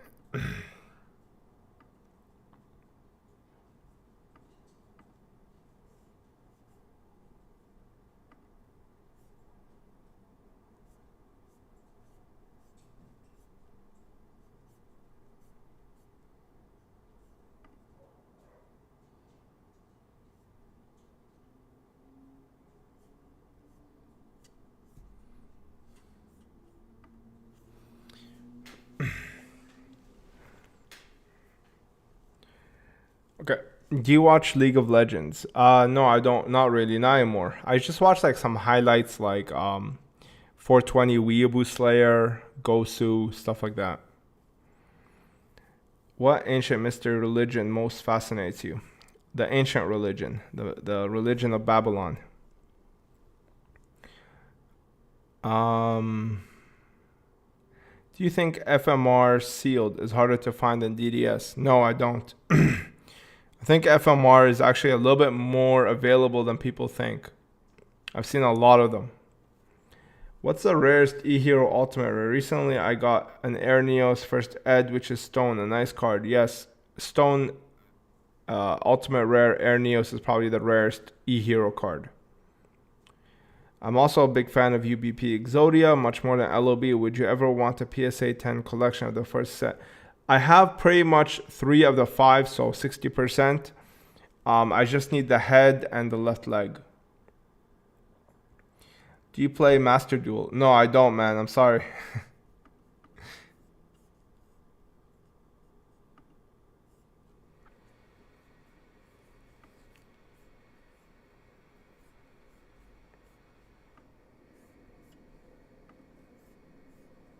Can you talk a bit more about Collector? What does it base its prices on? Where is it going in its development? So Collector is an app that was just recently released. It has a ton of users, like probably a lot more than industry average. It basically, what it does is it rips pricing data from TCG Player. The reason I'm on board is because I'm going to be helping pricing the stuff that is a little bit more niche, a little bit more nuanced, like things like low pop PSA 10s, low pop sealed product. That's basically what my role is. And yeah, that's basically what it's about. It's just a great the pricing of what's gonna happen is we're introducing something called where you can input your own price purchase, basically. So whatever you paid for it, you can input that. Now the market value is a little bit iffy, especially on sale product, because TCG Player is kind of stupid when it comes to that. But basically the idea is that this app, it allows you to input whatever you purchased, and it's basically just going to help you keep track of at least your inventory. And as more and more updates come out, like I think they're working on it right now, the idea of putting your own price, because I was adamant about that, because I don't really care what the market price is. I care about tracking what I paid for it, right? Because I can find the market price myself. So that's what they're working on right now. And that's why I'm still using the Excel sheet. So yeah, and then another cool aspect is like that we just recently launched this, is that you can share your collection with somebody, which is really cool, right? Like you can share the database with somebody and they're able to take a look and see what you have, see the approximate value, etc., etc.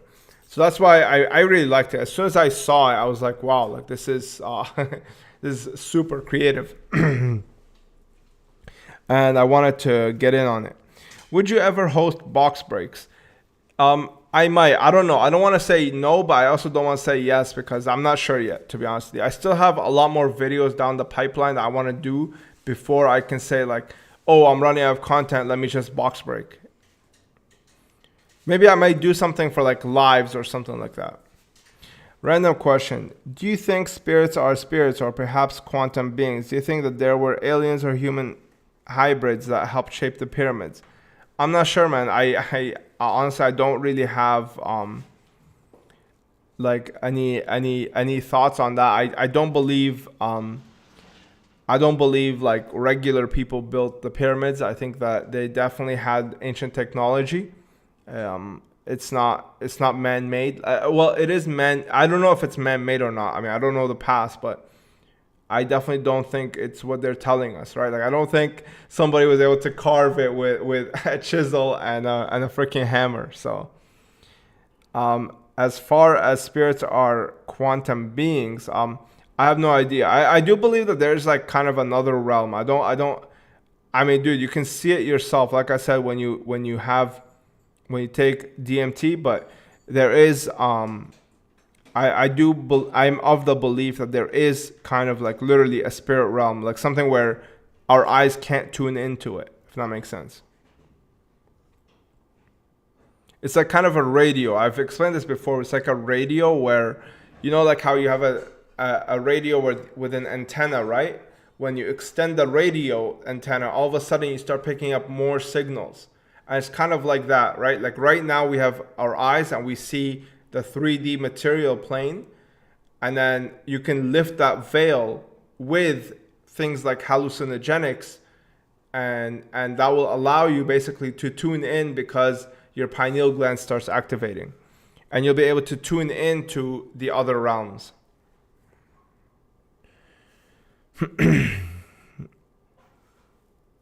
Do you watch Russian vids or RV Truth on YouTube? No, I don't. You can link me. I'll check them out. I'm always interested in... A lot of my information is not really on YouTube anymore. I have to get it off because... off YouTube because like you're not allowed to do anything here anymore. DDS or LUB Blue Eyes? I like DDS. Do you think Puzzle Box PSA 10s will surpass GBI Secret 10s because of the low pop, or is GBI Secret demand just that high? I don't think that. I think you mean Phantom Box or Phantom God Box or whatever it's called. Puzzle Box. I have no idea what that is, but I don't think anything will ever eclipse the GBI God cards. How'd you have the foresight to stockpile sealed product when it was still cheap? What inspired you to do it back then? I really like sealed product, number one. And number two, I just saw the other markets. Like I saw Yu-Gi-Oh! I saw Pokemon and Magic sealed product explode. And I was like, people are sleeping on sealed product with Yu-Gi-Oh! So I just bought a lot. Did you go to see the first Yu-Gi-Oh! Movie? Yes, I did. I did, man. Do you play any sports or watch sports? Yeah, I play basketball, softball, badminton. I play pretty much everything other than hockey. Okay? Anything like I can pick it up and play it. Do I watch sports? I watch basketball here and there, but not really that much anymore because I don't really have the time. Thoughts on the Old Testament? It has a lot of wisdom. I do believe it is somewhat historically accurate. And yeah, that's all I can say about that.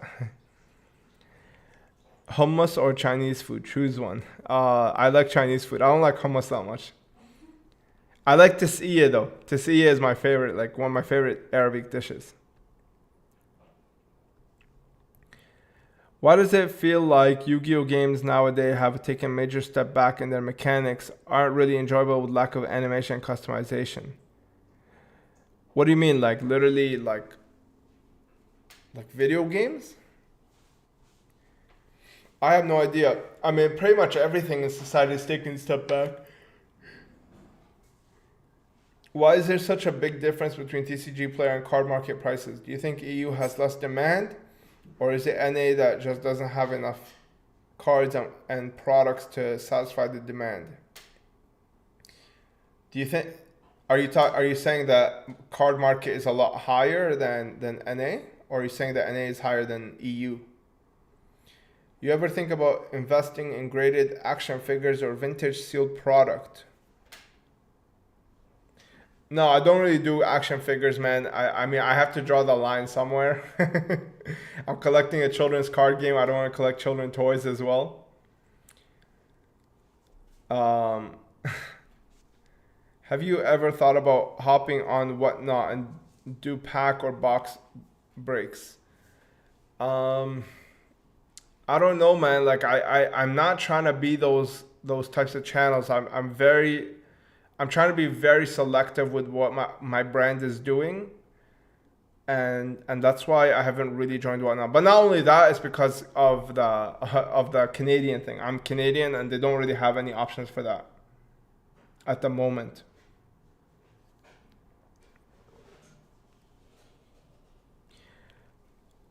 Is $200 okay from Dark Magician Girl from History Archive Collection, OCG? Wow, that's great. That's a great price. Wow. I'm pretty sure they're like $400. Waiting for glass video. You're going to be waiting a minute. I have a bunch of stuff that is a little bit more... I mean, I do want to work on the glass one, but I'm kind of like juggling a lot of balls at the moment. DMT Jogan over here. I mean, there is a reason why Joe Rogan is so humble about his understanding of himself and the fact that he doesn't really know everything. And I do believe it does have something to do with that. Because I don't know everything. And I don't think I'll ever come close to that. Does anyone know the card with the lowest printing in the TCG? Prize cards, man. If Ghost from the Past 2 is the same quality as Ghost from the Past 1, where do you think the Ghost Share Blue Eyes will place against other top tier vintage cards? It will not touch the big three. However, it might be able to compete with something like BPT. It might be able to compete with something like Duelist Pack Kaiba. I don't think it'll touch the other three though. There are different spectrums of light. Our eyes can only see so much. Absolutely, man. Like, people don't understand that our eyes are basically just like our brain is processing what different light beams are being shown to us. We can't see UV rays. You understand that? We can't see infrared, but they do exist, right? Like, it's like how we can't hear a dog whistle, but a dog can hear it. Why? Because our brains does not tune in to that level of frequency. You understand? And the spirit realm, or the spirit field, or whatever you want to call it, in my opinion, is of a higher frequency than what regular eyes can tune into. And this is why you require the pineal gland in order to tune into a certain frequency. Puzzle box is YMA Jump DOD. No, I don't think those will come close to the GBIs, in my opinion. I think that they'll do well long term though. Especially like Jump Obelisk. I really like that card. I think it's great. Seed oil avoidance is key. Say no to the poison made pushed by the elites. The movie Dark Waters with Mark Ruffalo is crazy. It exposes what DuPont and 3M have done to poison the world. I mean, I don't think that that's the only thing that they've done. Just download a collector. Just wondering, what are the prices based off of near mint copies that have sold, or all copies of the cards that have sold? Yeah, so they take the near mint that have sold, like on the thing, on TCG Player. I'm pretty sure. You don't really want to worry about the pricing. That whole idea is just to get an inventory going, if that makes sense. Because the pricing, in my opinion, the most important pricing is price paid, and that is coming soon. That's the most important thing. Like I told them, I want this feature in the app. If not, I don't think it's going to work. I need a magic formula, first edition or unlimited, a Blue Eyes Shining Dragon RP2, Book of Moon Super Rare from CP to complete my dream collection. Which of these is the most difficult to get? By far, Magic Formula. Would you ever move to the US? I wish I could move to the US, man. If somebody wants to sponsor me, I will pack my bags tomorrow. Me too. And my wife wants to come too. I have skills. I can sponsor me. To piggyback off of that question, if you did move to the US, any state you like in particular? Florida and Texas. or Central America. Do you think there will be any more ghosts from the past? They might. I mean, I don't know. It really depends on how successful this one is. And it's looking like it's very successful. Because I know people that have ordered like 60 to 100 cases. You understand? 60 to 100 cases. Random people, not distributors, not stores. Regular people bought 60 to 100 cases. So I think it'll do very well for Konami. Do you think? What do you think of the value of the KC-EN Blue Eyes White Dragon KC tournament prize card? Is it really about 6 figures? I saw it on Team Samurai's channel. Is that like the one that's in the plaque? I don't know. I don't really like stuff that's in the plaque. I like loose cards. Thoughts on the last sale of LOB first box for 15K? That's a resealed box, man. I addressed it on Patreon, but it is a resealed box. Do you have any favorite music artists, composers, bands, or OTSs, whether it's film or anime? Bro, I have a ton. I actually have a private playlist that's called Playlist to My Life. I might make that public maybe one day. But I have a ton. I basically just take OTSs from shows that I've watched or movies, and I just basically have a playlist of that. Move to New Hampshire. New Hampshire was also another option that we were looking into. Texas all the way. Yeah, for sure. Let's go Florida. DeSantis keeping our freedom secure. I've said it before, man. The only person who can do it is yourself. Nobody can give that. Nobody can give you that freedom other than yourself.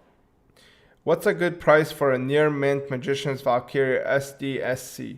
I think $70 to $100. That's what I paid for mine. That's nuts. You will need a few trucks for all those cases. Probably gonna need like one U-Haul, probably, yes. That's what it took for me to move here.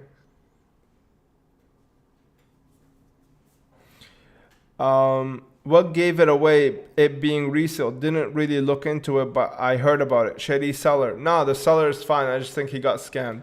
The reason I gave it away is just my experience. I've seen those boxes before. I can tell what a fake box looks like.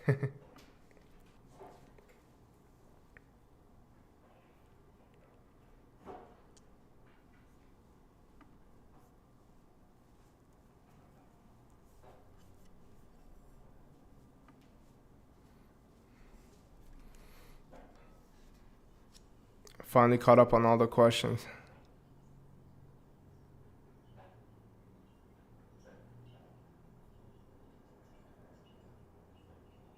Where's my question? I did. I answered it. I said the news. Do you think the Western elite are pushing for World War III to get out of the recession?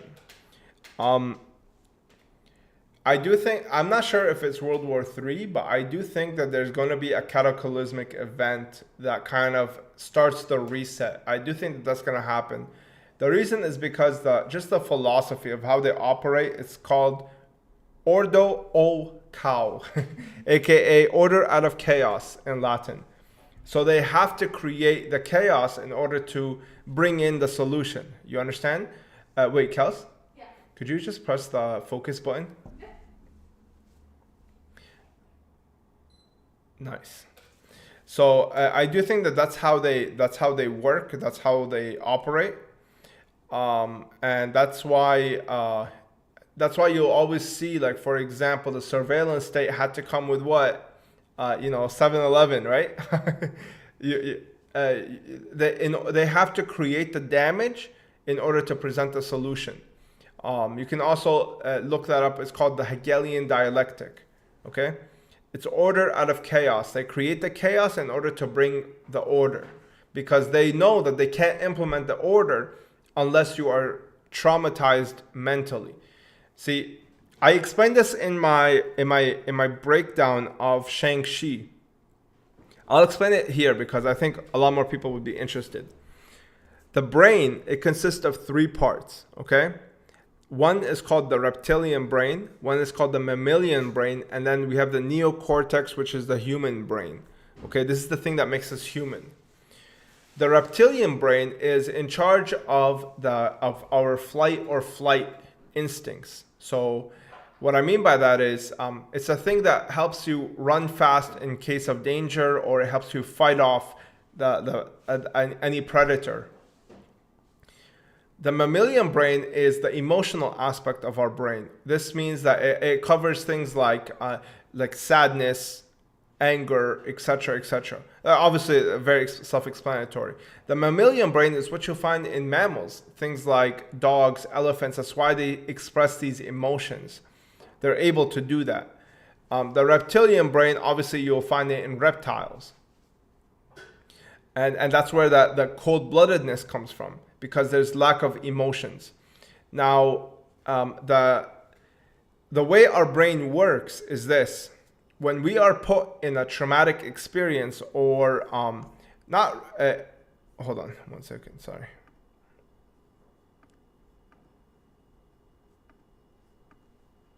Yeah, so the way our brain works is when we are put in a traumatic experience, the reptile brain starts activating. And the way that the reptile brain works is it pulls oxygen away from the neocortex and from the mammalian side of the brain, and it rushes it into our legs and our hands so that we can fight or run fast. You understand? That's literally where the fight or flight comes from. You understand that?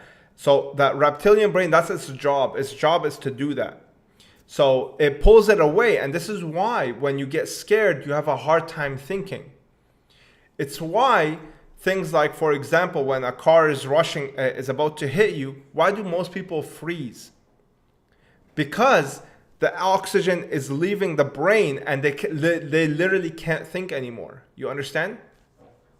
And they end up freezing, and they end up getting stuck because they get scared. Now,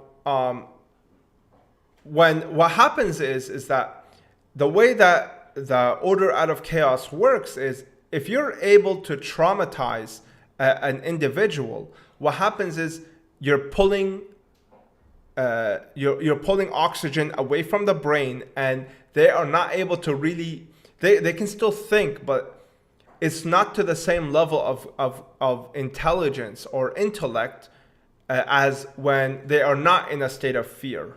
You understand? And this is why fear is the ultimate trigger for these like these guys that run everything. They always play off of fear, because if you can tap into that, you're shutting off oxygen from the rest of the brain. These people can't think anymore. It's the same way with emotions. If you get too emotional, what happens is it starts pulling away from the neocortex, the thing that makes us human, our ability to understand and reason. That's the neocortex. It pulls it away. And this is why you start having these things like when you get anxiety or depression, your brain stops functioning to the same capacity that it could function when it's in a regular state. So this is why if you're imbalanced, what happens is your neocortex, it literally gets damaged over time. If you're constantly in fear or you're constantly emotional, your neocortex literally, because of the lack of oxygen, it starts suffering brain damage. You understand that?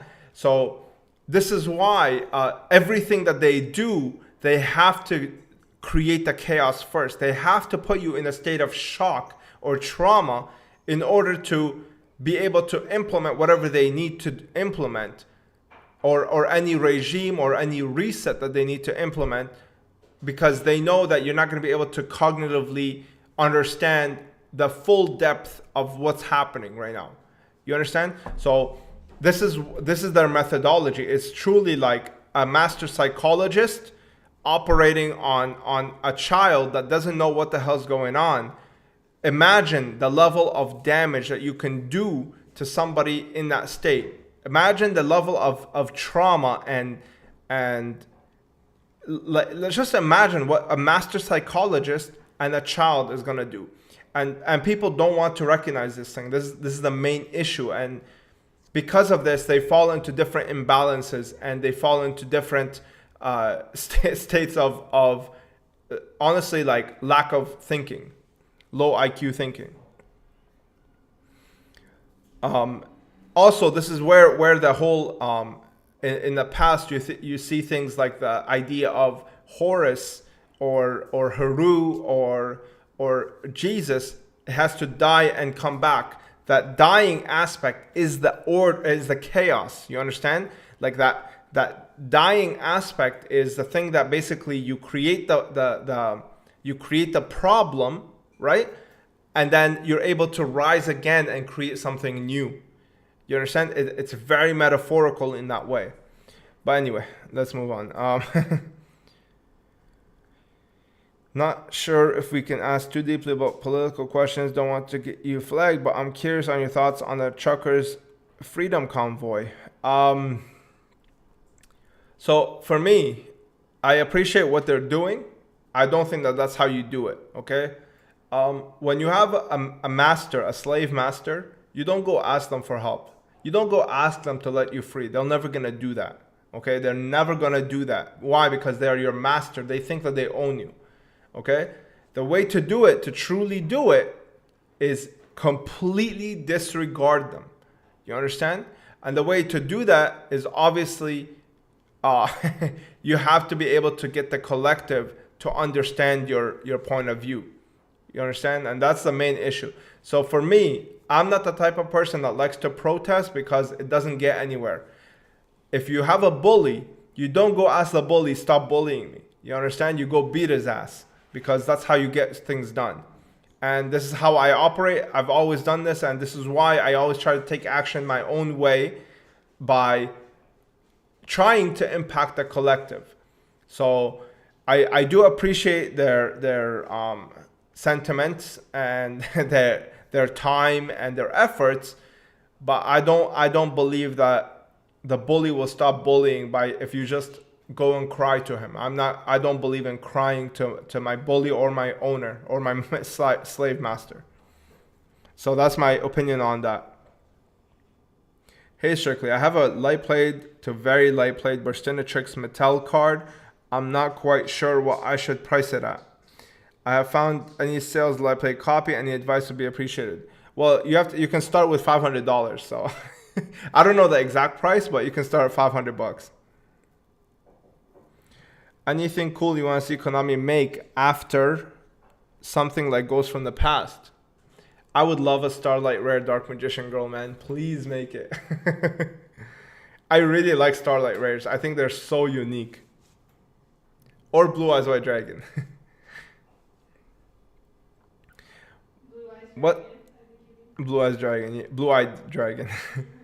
What's the very first thing you bought for Yu-Gi-Oh collection? DDS PSA 10. I bought it for $600. Yeah, 500. He said 500, but it's $600. Yeah. Y'all better listen. He's dropping gems. Thank you. Do you think a war is coming, and after it is said and done, will usher the New World Order?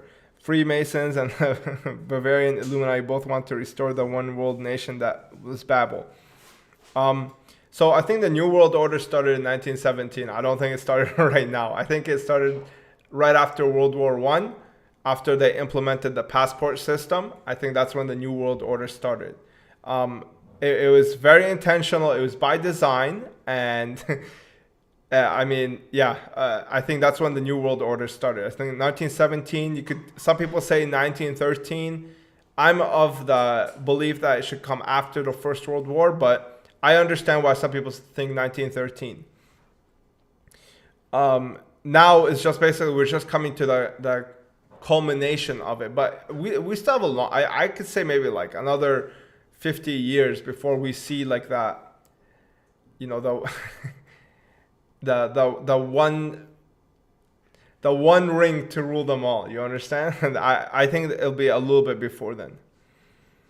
But I am of the belief that yes, they are trying to create the ancient Babel. Yes, I do. I am of that understanding, and I do think that they are trying to make one nation that are basically all ruled by the same people. I agree with your sentiments. In order to create new life, the forest must burn first. Correct. That's how the U.S. came out of the Great Depression, by entering World War II. That's correct, man. We have a wide-scale Stockholm syndrome in our society. Absolutely, we do. Yes, we do. Love the channel, dude. Thank you, man. Thoughts on the current U.S. administration? You don't have to answer if it's delicate or if it's iffy territory. No, I'll answer.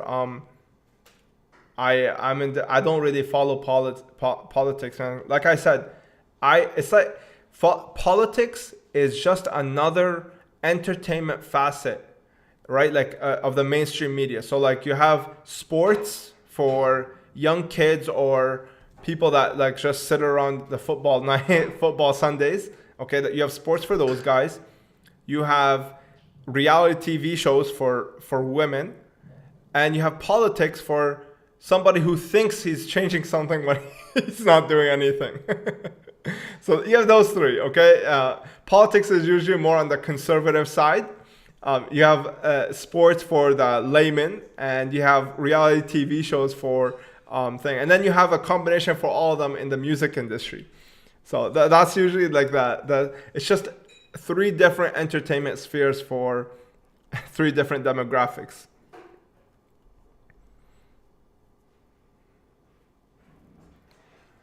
Let's see.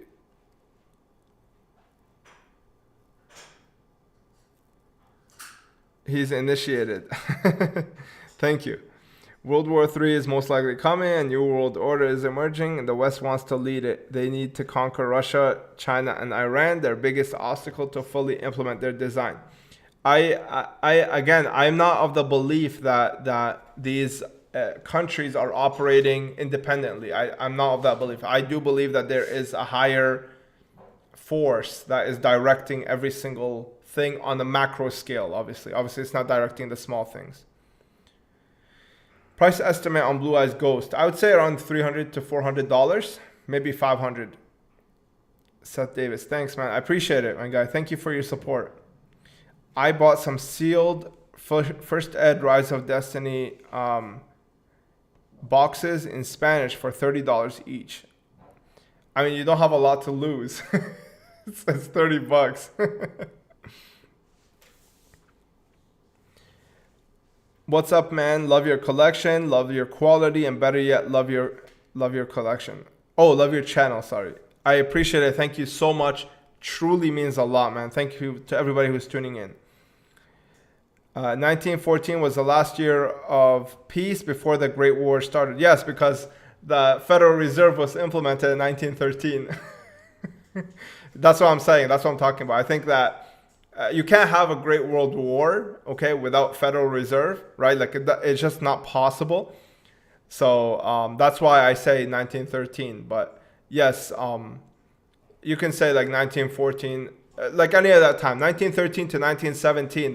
That's when the New World Order started. Is a world war not possible because there's not enough funds? My wife asked, like, why is the World War not possible? It's because you can't convince people to give up their own money in order to fund a war. You understand? Like, imagine going knocking on doors and telling them, hey, I need your child to go into the army and I need you to pay for it. That's not going to happen, right? So you have to be able to control the money supply, and that's where the Federal Reserve came in 1913, right? Like they did it on that date in that year specifically, but if you want to be able to start a war, you have to be able to create currency whenever you want in order to pay for it. And you can just look up the US dollar in terms of inflation, and you will see a huge spike 1913, because there's no way a country can fund a war with decentralized currency. You understand? And that's why I say that they started. That's why they started with a centralized, with a decent. Yes, yeah. That's why I say the New World Order started in 1913. And our ancestors will suffer for allowing it to happen. Don't get it twisted. This is why I fight so hard to prevent any more freedoms lost, because I don't want to suffer the same fate in hell like our ancestors for what they allowed to happen to our generation. I love Yu-Gi-Oh, but for collectors like you who have so many sealed product, the price goes up, and normal people like me will never have certain products. You create a monopoly like this, and it's not fair. Okay, that's very interesting, man. So I'm gonna address this real quick because I think it's very important. So Clay, man, first of all, I paid for these stuff with my own money, right? So I'm allowed to have anything I want if I'm paying for it with my own hard-earned money. So there's really nothing unfair about that. Now, for you, for example, I purchased these products, right? Because I like these products. Plus, I do think it's an investment. No, like, I'm not gonna lie to you and say that it's not.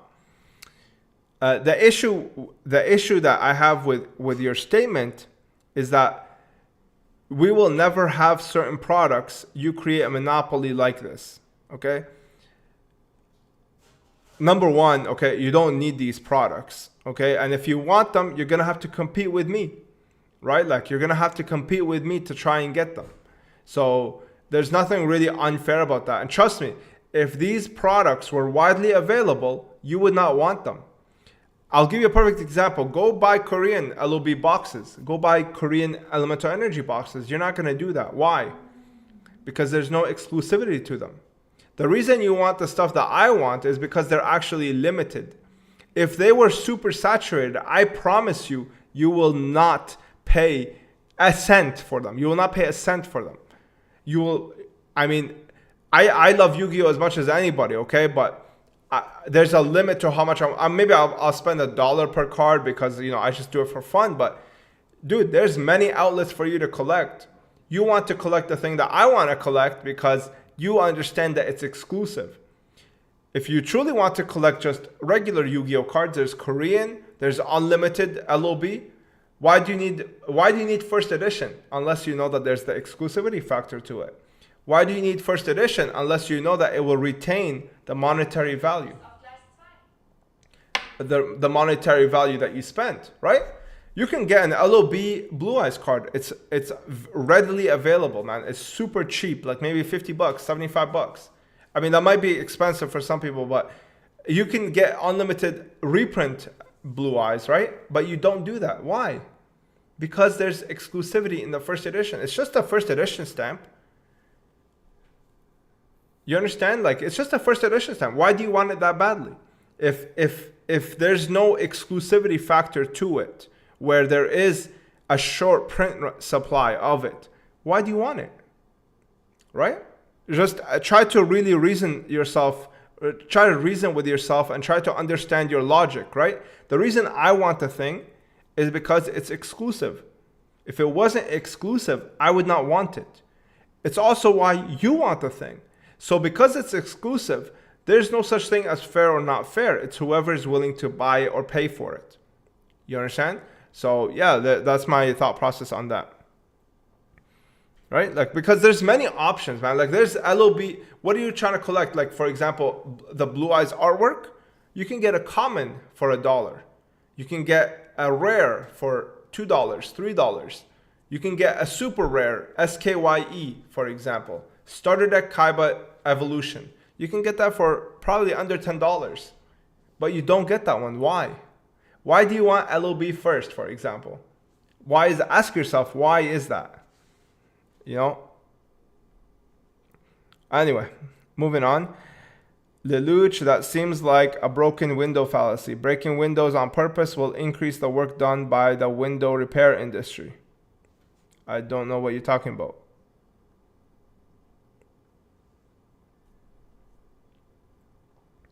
Next. What's your favorite Pokemon gen? Strictly. Mine is 3rd gen. What about you? Absolutely 3rd gen. Hoenn represent. Why'd I throw up the West Side sign? Is there any similar alternative to those sleeves that you have in your binder? No, but I am trying to work on it. Right? I'm trying to work on the idea that I'm trying to work on trying to reproduce them, but it might be difficult. Is there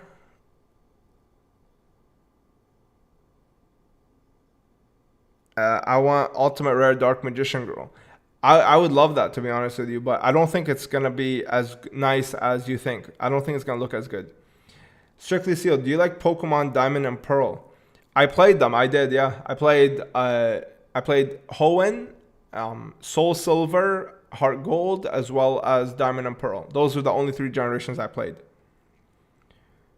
You think government created cryptos? I don't know who created cryptos, man, but I would rather pay taxes and have a decentralized currency than not pay taxes and have a centralized currency. Okay, I'd rather have that because I'm going to end up paying taxes if I have a centralized currency anyway. MMT, Modern Monetary Theory, Magic Money Tree, basically pretty much. That's what they teach you in economics today. Like, that's literally what I learned in economics classes in my university. You understand that? Like, my professor stood right in front of everybody and he said that this is how banks create money and that's okay. Unbelievable. Very true statement. This is why I hesitate about buying new products due to supply and demand. There's no demand on any of these new sets, really, unless for players to play meta. Exactly. Jeffrey Judd said, I agree with you highly. Alexis said, thanks for touching on Clay's question. I appreciate it, no problem. Zuckerberg says Meta employees lovingly refer to him as the Eye of Sauron. Are you serious? No way. Send me that if you don't mind. Anybody else here getting hungry? Besides me, I'm getting hungry again. Tuned in late. You said you tasted ayahuasca and it tasted horrible. Did you went to South America or did you make it at home? We made it at home. My wife made it. Her trip was a lot better than mine. But it is disgusting, man. Like, honestly, like, yeah. This is how I break it down as well. When purchasing a VGA 80 plus Metroid Prime sealed copy. What would you pay for a 2008 Gold Series display? Bro, that box is rare. Like, I was actually debating putting that one or the Master Collection Volume 2 on the video, and I think Gold Series beats it out. So what I'm gonna do is I'm just gonna put it in the booster box videos, even though I'm breaking my rule, but whatever. Do you have the new dual discs that came out a couple of years back and that are rare? No, I don't have it. It's just too big, man. I don't have that big of a place.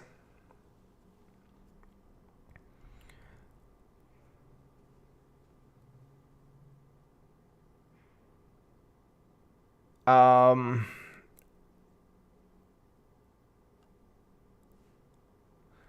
soon as I will be close to obtaining a first edition Warriors Triumph structure deck. Thanks for reviving my love for Yu-Gi-Oh! Collector Spirit. Hey man, congrats. I'm happy for you. That's why I personally decided to collect the 7 sets. I can't get the others right now, but enjoy collecting complete sets. These are in my range. Yeah, man, there's multiple ranges. Like when I started, I had DDS Blue as PSA 10, $600. I understand that that's a lot of money, but you have to understand, like, I could not buy LOB first edition boxes at the time. I could not buy them. They were around the $2,000 to $3,000 mark. I could not even come close to them. You understand that? All I did was collect GX. That's what I could collect. And so slowly that prospered. And I give that advice to every patron that I have. They tell me, like, what do I collect now? I'm priced out of 5Ds. Go collect Zexal. If you really want to collect vintage cards, collect Unlimited, but I don't really recommend it. Zexal First Edition is a great investment asset for somebody who's looking 5 to 10 years into the future. I think Zexal is fantastic, honestly. So I definitely recommend, if you're trying to pick up like vintage boxes and you're just trying to invest and kind of put some product to the side, Zexal boxes are truly underrated, in my opinion.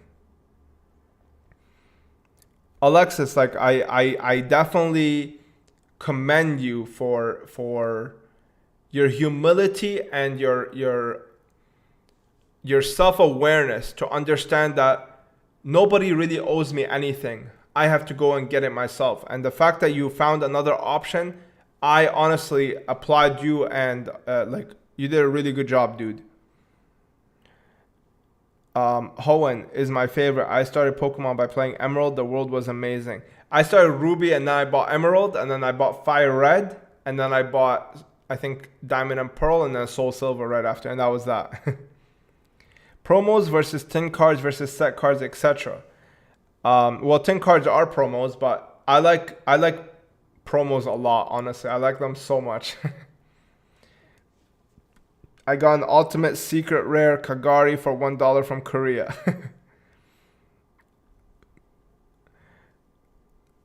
That's nuts to think that one person can control an entire global market of worldwide product. Jealousy is ugly and normally ignorant. His collection should motivate you grow up. I don't collect. I don't collect even probably 0.1% of the global market. Honestly, I'm telling you this right now. There's people with much bigger collections than mine that are very closeted. Recently found some loose cards in a tin. What platform do you recommend that is best for selling singles? TCG Player. I made a lot of money selling Marvel Legends. At one point, Miles Morales was selling at $8 at Walmart on clearance because nobody wanted it. I bought a bunch of them and now they're selling for $140. Exactly. Dude, it's very easy to talk when nobody wants something and then you decide to buy it, and then all of a sudden you do want it, and then you start blaming the person who bought it at $8. It's crazy. Hey Strictly, important question. How's your day going? My day is going great, man. Thank you for asking. Which grading company do you trust beside PSA? I don't trust any grading company other than PSA. They're the only ones that will pay you out if they misgrade. And until somebody else does that, I'm not going with anybody else. New to the channel, been loving your videos. Favorite part of the hobby? For example, collecting rare things, nostalgia, investing, any old bad cards that you love. I love Magic Formula. That's my favorite part of collecting. I love chasing that card, and I would try to have as many copies as possible. Thank you so much for subscribing and viewing the videos, man. It really means a lot. Thank you. What was the first product you decided to open and not open, to buy and not open? So at the time, WoW Loot Sellers was selling cases of Cybernetic Revolution for $1,200, and I bought a case. I opened all of it, and then right after that, I bought some more boxes, and I just kept those sealed. But I opened a whole case. Do you own the Vice Dragon that came as a misprint in the RGBT Special Edition? My friend had one, and wish I would have got it from him. I don't own it, but I am looking for it as it is a promo from 5Ds. Did you see that MFC poster on eBay? Yes, I did see it. Those posters were, I swear on my life, man, they were $5 for so long in 2014, 2015. $5. The guy had hundreds of them. You understand that? Hundreds, and they were $5 each. You can even still see the listing. It's on Beckett Marketplace. They're called Chicago Cards whatever. I don't remember. Chicago Cards. They had those posters for $5 each. And that, again, that's another example of people buying up things when people didn't want them. And then all of a sudden people say, oh, you have a monopoly. That's not fair. Well, dude, you could have bought them yourself for $5. The government did create crypto. Anyone who believes that a random Japanese dude created Bitcoin, vanished from the earth to gift us an independent transaction tool from the dollar is fooling himself. Yeah, I wouldn't doubt it. What's the price on First Ed, Pegasus, and Joey? I think it's like 500 and like 600. I've recently started to expand my collection, so I've started selling alongside collecting. Would you recommend creating social media pages to sell and show your collections on? Absolutely, guys. The first thing you do is create a brand. Always you create a brand. I did it with with statues. Like, you can ask Tyrell. He's been following me for a minute. My statue page was called Museum-esque. That was my statue page. And you can even, if you go down to my YouTube videos, you'll see like my older videos where I did like statue reviews. But yeah, I always create a brand right away because, again, I don't want to be a consumer.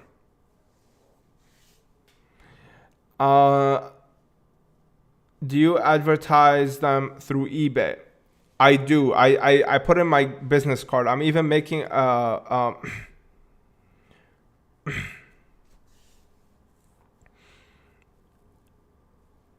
making? sorry.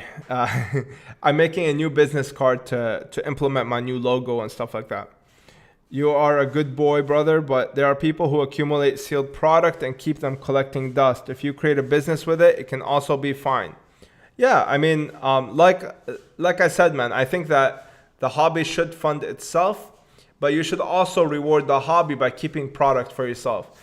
Like, I know a bunch of these flippers on Instagram, they just buy and flip right away because they're not interested in the actual cards. They're interested in the money that comes from it, right? And those people, they're not going to do as well because the market is not going to reward them. Yo, my camera quality is so crispy right now. Holy. Monero is what Bitcoin should have been. I agree, man. I'm invested in Monero. I like it. I hold BTC, Ethereum, and Monero. That's it. I don't do altcoins or anything like that. But what good is it to have the same product closed without giving others the opportunity to collect? Because it's an investment, man. That's why. It's because I invest in it. So if it's a sealed product that aggravates you, I do think that Konami should put out more unlimited product, honestly. I don't think they should put out more first edition because that would completely obliterate me. But I do think that they should put more unlimited product on the market. Do you have a second channel? What's the name? Don't be a consumer. No, the second channel is just Strictly Sealed Patreon. I only have one video on there, and it was supposed to be for my patrons, but I just decided to put it public because I don't believe in having like that kind of information kind of secret or whatever. Why was Gilgarth a secret rare? Why is it so expensive? I don't know why it's a secret rare, but it is super rare, so that's why it's expensive. Do you like the protagonist Yusei? I can't like or dislike him because I never watched the anime, man. Is there a Yami Bakura and Yami Merrick starter deck? There is a Yami Merrick. I don't know about Bakura. I don't think there is for Bakura. Hi SS, love the new video. Super clean and high effort. Thank you very much. I always try to do that.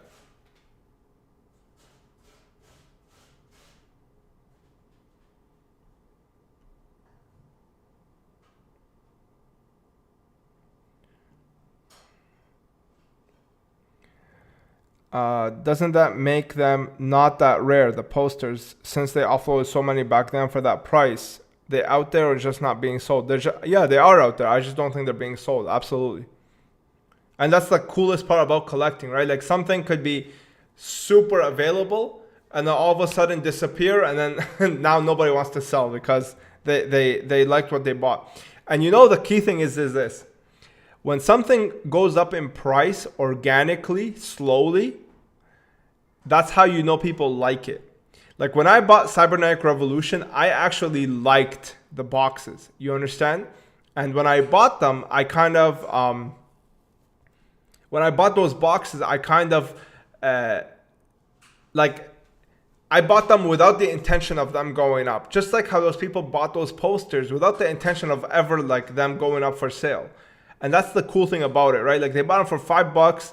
They didn't think that they would ever see a return, but they enjoyed them, and that's why they bought them. And that's the same thing that happened with most collectibles, and that's why I really like the organic stuff. I have some booster boxes / loose packs for some older meh sets, such as Rise of Destiny and Soul the Duelist.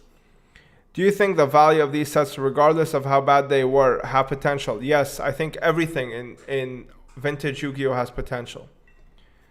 Tyrell Reed. Exactly. His commentary on statues is sorely missed. He was, and still, the only person that could give an honest critique on a statue without being mean like most reviewers do now. I appreciated that, man. Thank you so much. It really means a lot. Dude, like, honestly, I'm truly touched. Thank you so much. I'm hard investing on Starlight and OP Altis. I love Starlights. I'm telling you. They're great cards. I believe some of the glass secret rares were created from a contest of art or created a card once. I once heard EX Gilgarth, Screech, Tongue Twister, and Dragon Ice. I believe they were. I'm not sure, but they were OCG cards. Like Gilgarth is in the OCG. It's not like it's a TCG exclusive. Favorite human Yu-Gi-Oh girl? Taya, Mai, Ishizu. I like Taya, dude. Taya's waifu material. Now that you're taking YouTube seriously, what kind of content are you looking to make after you have exhausted the options of showing your collection? So right now I'm doing top 10s, and I have a lot of informational videos. So a lot of the topics that I discussed on Patreon, I'm going to be bringing them to YouTube just in a slower rate as well as higher production. Basically, the patrons that invested in me, they basically got the information early on, and they got it more. It's not as edited, for example. The YouTube audience will basically receive the same information. It's just much later on and a lot slower, but better quality, obviously, and free, right? So that's probably one of the things that I'm going to be doing. I'm going to be discussing like certain products. Another thing that I really want to go into is talking about the Japanese prize cards. I think that those need a high quality video on their own. And then another one is because those need not high quality video, it's like videos, because those are like super rare. I'm making a video right now working on something called how to begin investing in an era like this where everything is super expensive. And then another video that I really want to make is I have a bunch of stuff that I want to make. Do you like PTDN or DT box art more. I like LODT. I love the Jaden, but I love Honest a lot more than Ubel. Like, bro, Ubel looks like crap. I have to go as I'm actually working, but love the content. Keep it up. Thank you, my man. I appreciate your tuning in and your watching this.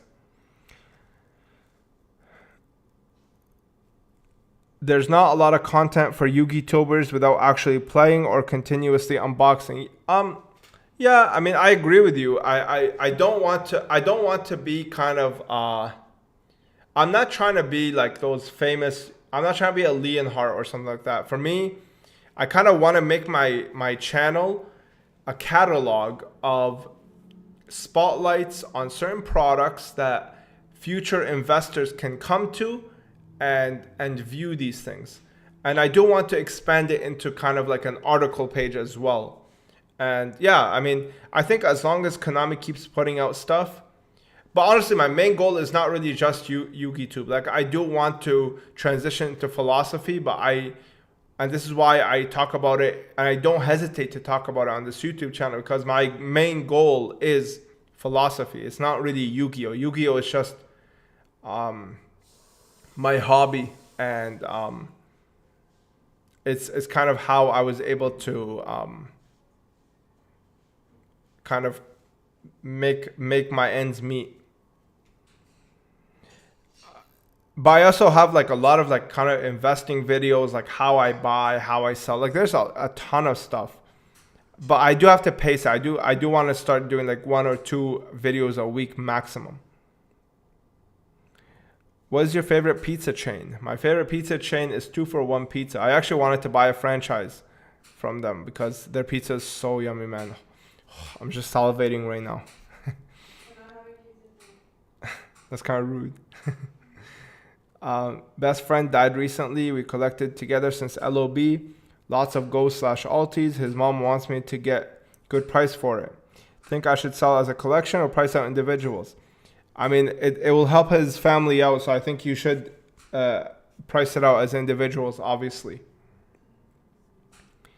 Do you own any SJC cards like Crush Card or Cyberstein? No, I don't have that. You invested in any comics? I do have Hulk 181. That's it. My fear with Yu-Gi-Oh is I don't feel enough young/new people are getting into it. See a lot of kids begging parents for Pokemon. Yeah, I agree with you. I mean, Yu-Gi-Oh has a huge barrier to entry because of how damn complicated they made the game.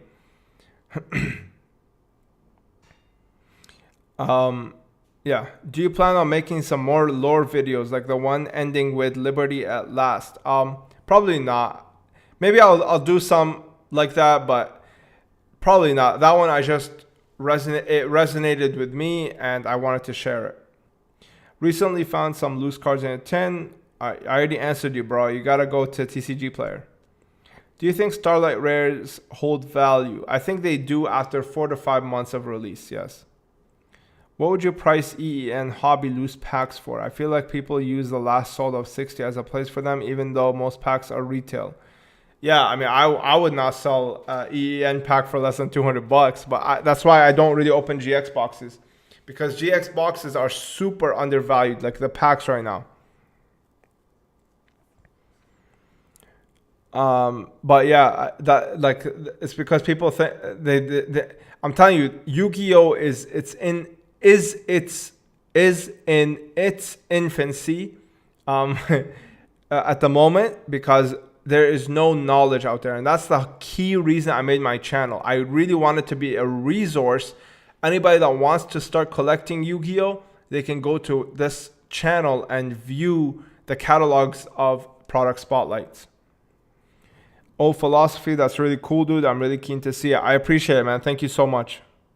Have you met Stan Lee? I have, yes. Do you think there's any benefit or positives about socialism/communism? So the thing about socialism and communism, there is one, okay? There's only one, and that's at least what I came up with.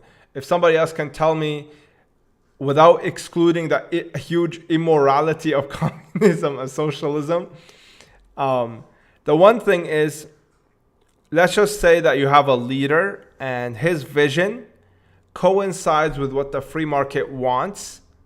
All of a sudden you have a much faster way of achieving this goal than through the free market, right? So that's the one positive they have. Because they use force, they're able to get the thing done quickly because there's no negotiation, there's no cooperation. It's basically point a gun at you, do this or you're gonna go in a cage. So that's the that's the only benefit that there is. It just speeds up the process.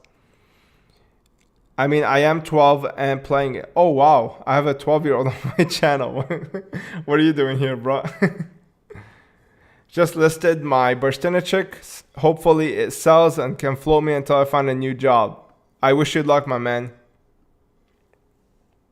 Do you collect other card games besides Yu-Gi-Oh! And Pokemon? I have a couple of Flesh and Blood boxes, but that's it. I don't really collect. Even Flesh and Blood, I don't really collect that much.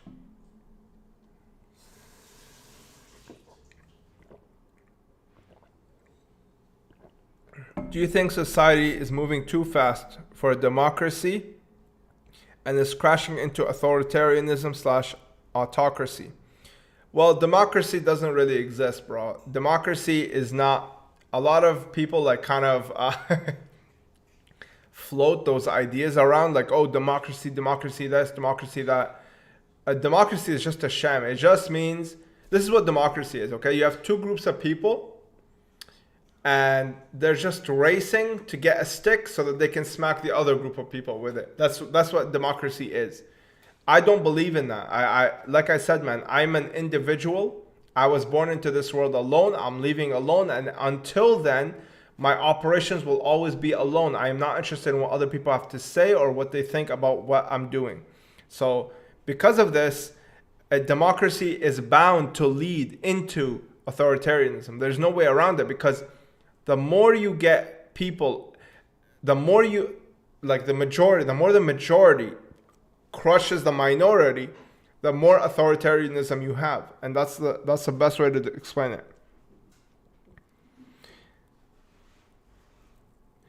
Happy to see your channel growing, man. I bought a Raviel 10 from you last summer in person. Might keep it forever.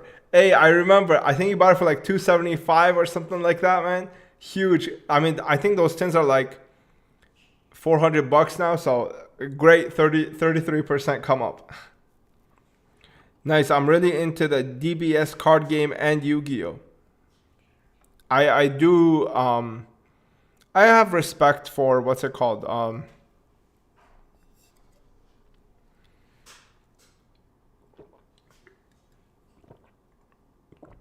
I do have respect for DBS. It's just not for me.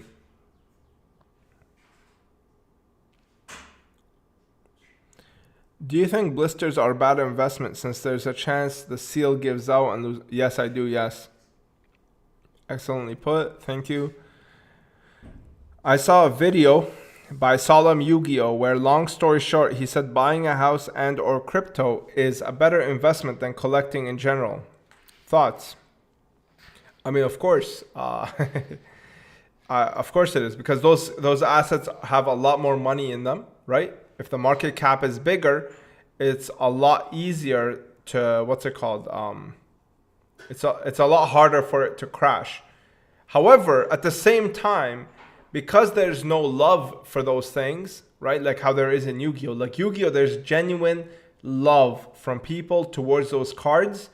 So that also helps it not crash as fast. So I do think that they balance themselves out. I personally, I hold crypto.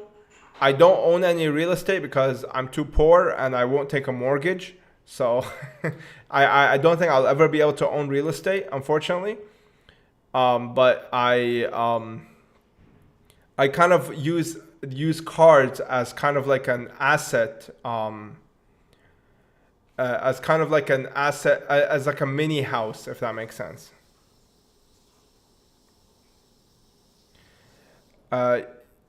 You said it was your job to find rare Yu-Gi-Oh products in a recent vid. What exactly do you do? I buy and sell Yu-Gi-Oh cards, man. That's my job. Thoughts on the January 6th Capitol insurrection? Don't answer if you're not comfortable. I don't know. I just what's it called? I don't know that I'm not of the belief that that was an organic event. I don't think that was an organic event for me. Thanks, bro. The Jaden era was my favorite. That's actually sick that you remember. Absolutely, man. I feel like collecting is slightly safer option too. Yu-Gi-Oh cards always slowly creep up in price. Not really. I think they just creep up in price because there's more people playing and collecting. However, I don't think that it's safer than the other stuff. I don't think so. I think the only thing that's keeping Yu-Gi-Oh safe is, again, the true passion and love that people have for the game. If you don't have that in the game and it's just like a investment circle, people buying stuff just to flip, it's not gonna last. Little Chaos, there was never something like democracy, not today and not even in the past. Democracy is like two wolves and the lambs voting on what they and the lamb voting on what to have for lunch. Basically, pretty much, yes. That's why I don't vote. Too poor as in no liquidity. No, it's more like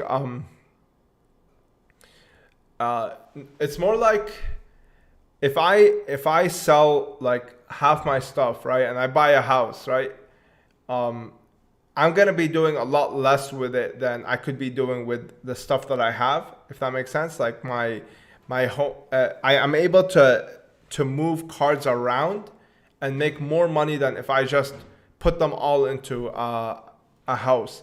And like I said, I don't take mortgages. Like I'm never going to be taking a mortgage. So because of this, I have to liquidate so much of my collection in order to purchase a home. It's like 400 grand, 500 grand. Like I number one, I don't want to pay that much tax. Number two, I rather just live a little bit more humbly, if that makes sense, and just try to work my way up. Have you ever seen a Yu-Gi-Oh card price drop substantially and not recover over a long period of time? I'm guessing reprints typically, because this is to happen. Yeah, I mean, just playable cards do that. Vintage stuff don't really do that because eventually people will start picking it up once it gets too cheap. Your collection is insane, my guy. Thank you so much. Thoughts on the World Economic Forum? It's the same as the UN. Trash. Do you deal with a lot of chargebacks / scammers on eBay? God bless, I have not had many issues. I've had like a couple of minor stuff, but I think I carry myself in a way that attracts good people to me, and hopefully that continues. That's all I can say about that. I've never really had any major issues on this kind of stuff. How long did it take to where you could do this for a job? I was kind of like pushed into it because I wasn't going to take a needle to keep my job. So I was kind of just like, it's the do or die, if that makes sense. If I wasn't going to be able to do this, I was basically out of the job. So I just went ham into it, and I ended up being able to pull it off. What do you think about this year's Megatins? I love them, man. I'm going to buy that Dark Magician Girl and add that to my collection. I respect your financial choice, my guy. Thank you so much. I appreciate you. Do you ever get into Yu-Gi-Oh competitive scene? Nah, the most competitive I got was Yu-Gi-Oh Pro Online. Playing Insectors. That was the most competitive I got. Alright, I'm going to give it another 15 minutes. Let me know if you guys have any other questions.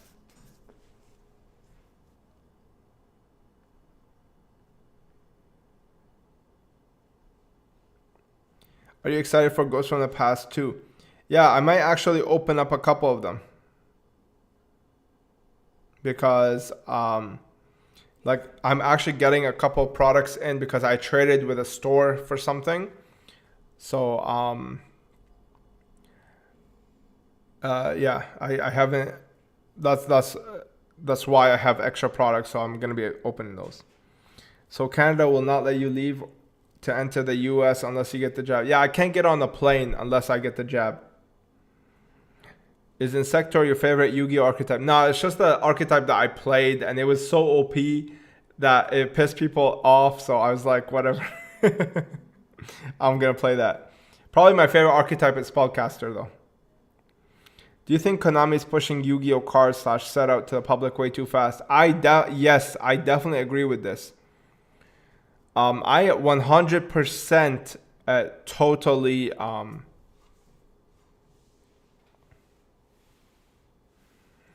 yeah, I totally agree with this. I think that they are pushing stuff way too fast. I think they need to slow down because people, it's very hard to collect sets now. If you could have lived in any era or year beside the modern one, which one would you choose? Probably the era right after 1776. Gotta go, man. Looking forward to whatever you put out next. Thank you so much. I really appreciate you. Thank you for always tuning in and, stopping by. Wait, why 1776? I need to know why. 1776. Yeah, why? Because that's when the Constitution was written. It's like basically the freest humanity ever got. Can you drive and enter the US without the jab? I'm not sure. I'm going to be trying that soon because we are going to try and drive down to Florida. Why would you ever I don't know why. Why does it feel like the 2003 tin sealed are undervalued currently? 2002, in my opinion, are better though. So they're better. So that's why. As long as the 2002 are at $800, the others are going to be cheaper. Have you thought about hosting retro tourneys? Maybe another passion / driven small money making strategy. Not really, because I don't really play, man. I'm trying to really stay away from the playing side. I really want to kind of keep my brand, the collecting side. Like that's why I say strictly sealed, because that like the whole idea is the collecting, the investing side, if that makes sense. Do you think reincarnation is real at all or a little bit? I mean, there's a chance. I'm not sure, to be honest with you. I do think that there is some sort of judgment though. But I'm not sure. I'm not sure exactly what happens after death. But there is a chance. Yes, I do think that there is a chance that we could be reincarnated. Like, if I die without achieving my freedom, you bet your ass I'm gonna come back as like some bird or something that is that has the ultimate freedom. When's the last time you've seen a Retro Pack 1 display up for sale, not just a mini box? The last time was maybe. The last time I saw it up for sale, it was around $10,000, which is like maybe 2019. Thinking of displaying my Ghost singles. Shout out to my all-time fave First Ed Black Rose Dragon and Stardust on a display shelf. Oh, you are awesome. Thank you. Goat wife. Goat wife.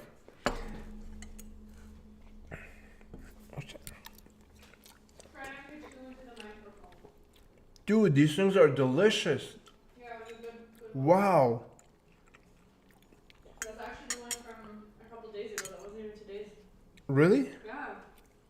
Mm. I picked some of them. Okay, don't chew into the microphone. I don't really like that. Okay, I'm gonna put that here. All right. Gotta go, but wanna shout out to you and the other Canadians from Waterloo, Ontario. Hey, Dota over LOL. No chance, bro. Take care, my friend. Are you religious or have any religion? No, I was a part of like institutional Islam, but I wouldn't say I am an adherer to their practices. I am like, I would consider myself like the definition of Islam. Like I do believe in a creator, I do believe in a God, but I don't have institutional religion as kind of anything that I subscribe to. Join the stream and we're talking about what happens after death. Let's fucking go. I appreciate it. Goat wife. Yes, goat wife. Who's your favorite superhero? I'm gonna guess Captain America. Absolutely Captain America. Yes. What's for dinner? Oh, it's not dinner. It's just she cut up some fruits and this cantaloupe is bomb. We're having spiced rice though. With fried eggs. Can you hear it? Nothing. I'm just waiting. If I could live in any era for a year, I would live in the late 90s for a year and spend every spare dollar I made on Google and Amazon stocks. Yeah, that's the thing with me, man. I'm not about money. I don't really care about money. Money is just kind of a way to substantiate my efforts. That's the only thing I care about with money. I'm not really interested in really money at all, to be honest with you. Do you collect WCS or SJC prize cards? No, I don't. I guess Cap, cause your dope replica shield. Yeah, that's pretty much it. I appreciate the stream. Thank you for this. Last question. I got raw copies of old school cards worth collecting. If they are like LP, maybe MP. I got a serious deal for First Ed PTDN Dark Armed LP. I don't like collecting LP because that's the most abundant card out there. For me, if I'm going to collect raw, it has to be near mint or better. That's just the way that I operate. What's the most nostalgic card for you? Duel Master's Guide Dark Paladin.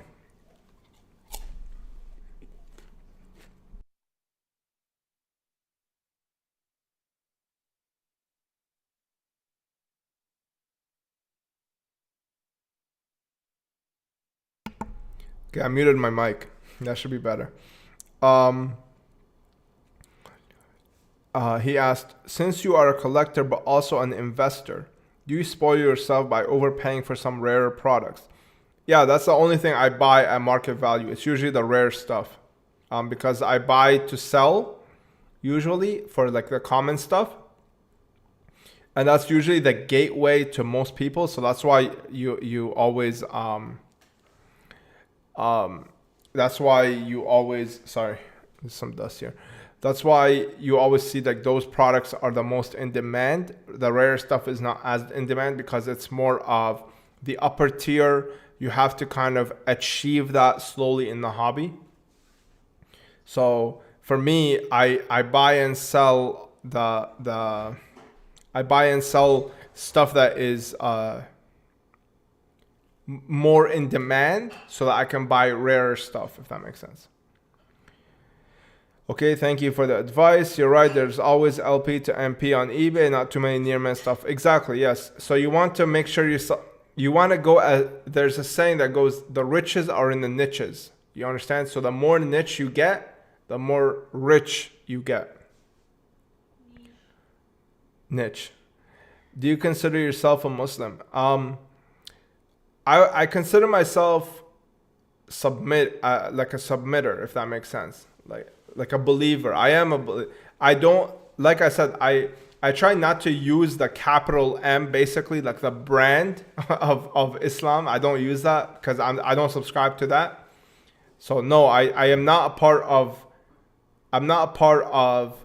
the brand called Islam or the capital M I or capital M, capital I or capital M, if that makes sense. I don't do those. I'm not interested in the brand, but I would consider myself a believer. So I don't take what you will from that.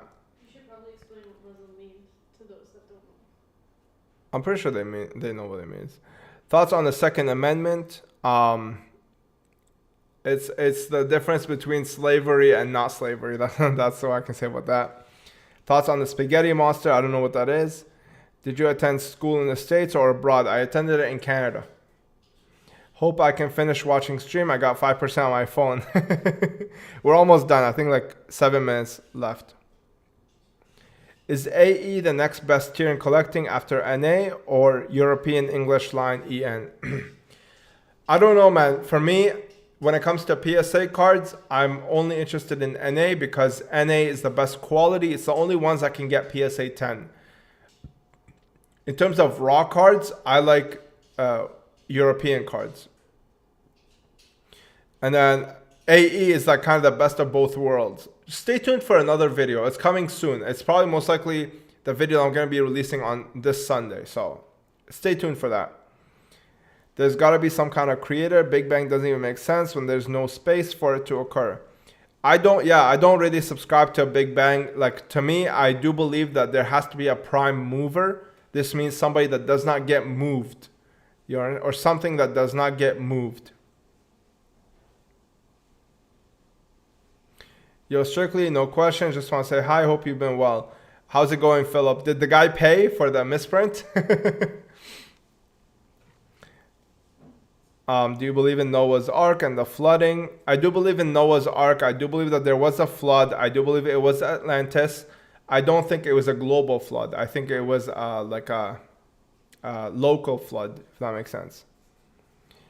Getting an EEN Euro box to keep and display. It looks beautiful. Highly recommend EEN. EEN is one of the best sets of all time. Law of thermodynamics proved the Big Bang couldn't happen. Yes, the law of thermodynamics alone is big disapproval of the Big Bang. Do you believe Jesus is the Son of God? No, I do not think he is the Son of God. I think he was a teacher in the past that taught people to not conflate themselves with God. That's why. Look, I'll tell you my worldview actually before we go. Today, my worldview is this. I believe there's a creator, and I believe he created laws and rules that operate in this physical domain, okay? Some of these laws are things like gravity, okay? If I jump off of this table, I'm going to fall, I'm going to break my leg, okay? And I do believe that there are things called moral laws, okay? So laws that govern morality. People in the past called it God's law. Some people called it natural law. Some people called it karma.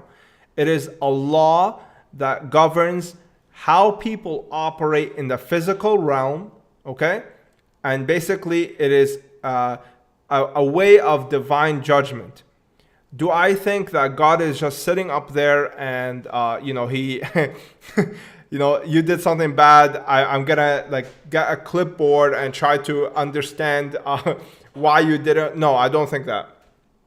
I think that all of these, it's kind of like I said, it's like gravity. You understand? Like, it's a computer program where if you jump off, you are going to fall. That's just a consequence of what's happening. And I do believe karma operates the same way. So if you do something bad, okay, it doesn't matter why you did it. It's bad, and you will get rewarded for that, whether it's bad or it's going to be a bad, obviously, because you committed something bad. You understand? So that's kind of my worldview. It doesn't matter. It's like a computer, right? Like if I fall and I just type some letters, okay, it doesn't matter that I fell. The computer doesn't understand that. It doesn't care about that. It just takes the input and it gives you whatever, it projects it on the screen. So it's the same way with moral actions, with physical actions in this realm, the physical realm. So that's my worldview. This is what I think is the truth. And it's the one that is actually the most realistic, if you want to think about it, okay? Like, it's kind of foolish to think that there's laws for literally every single thing in the world today. Like literally atomic law, thermodynamics, gravity, everything like that. But for some reason, human beings just get to walk around and do whatever they want with no consequences. I'm not of that belief. I do believe that there is some karmic responsibility that is going to befall somebody who did something bad. It's a type of divine justice. I don't think that there's a God inflicting this. I think it's inherent in the programming of the earth itself. You understand? Like it's just like how, like I said, you jump off, you fall. It's the same way. You do something bad, you're gonna get something bad. So that's my worldview. So in my opinion, somebody who does not adhere to these laws is somebody who thinks that they are God. They think that they can create what is right and wrong. You understand? Now, oh, by the way, because there's these laws out there, it's the human's job to discover these laws. It's just like how we discovered gravity or how gravity works, okay? There are laws that govern morality and we have to discover those things, okay? And you can do it through the scientific method, okay? Long story short, I came to the conclusion that an immoral action or something that will karmically give you consequences is an action that causes harm to another being. Okay? That's what I discovered as the truth in what is morality. What is a moral action? What is a not moral action? Now, the reason I came to that conclusion is because there's so many right things that you can do, right? Like, could I get up off this chair? Could I talk to you guys? Could I drink water? I could do all of these things. These are all right things, okay? Because, so now we have to, the way to do it is to kind of reverse it and see, what can't I do, right? Like, what is it that I cannot do that makes it, that is immoral? Or that's how I find out what is moral. So what I can't do is, it comes down to 7 things, and you can summarize them in one way. So you don't kill, okay? You don't rape. You don't willfully lie, basically, like give people deceptive information. You don't trespass. You don't steal. And what are the other 2 counts that we came to? There's 2 more things that theft, murder, coercion. You don't coerce people, and you don't assault. Okay, all of those things could be summarized in one action. Don't steal. Why? Because if you kill somebody, you're stealing their right to live. Now, if you assault somebody, you're stealing their right to have a healthy living. If you trespass, you're stealing somebody's right to feel safe in the confines of their property.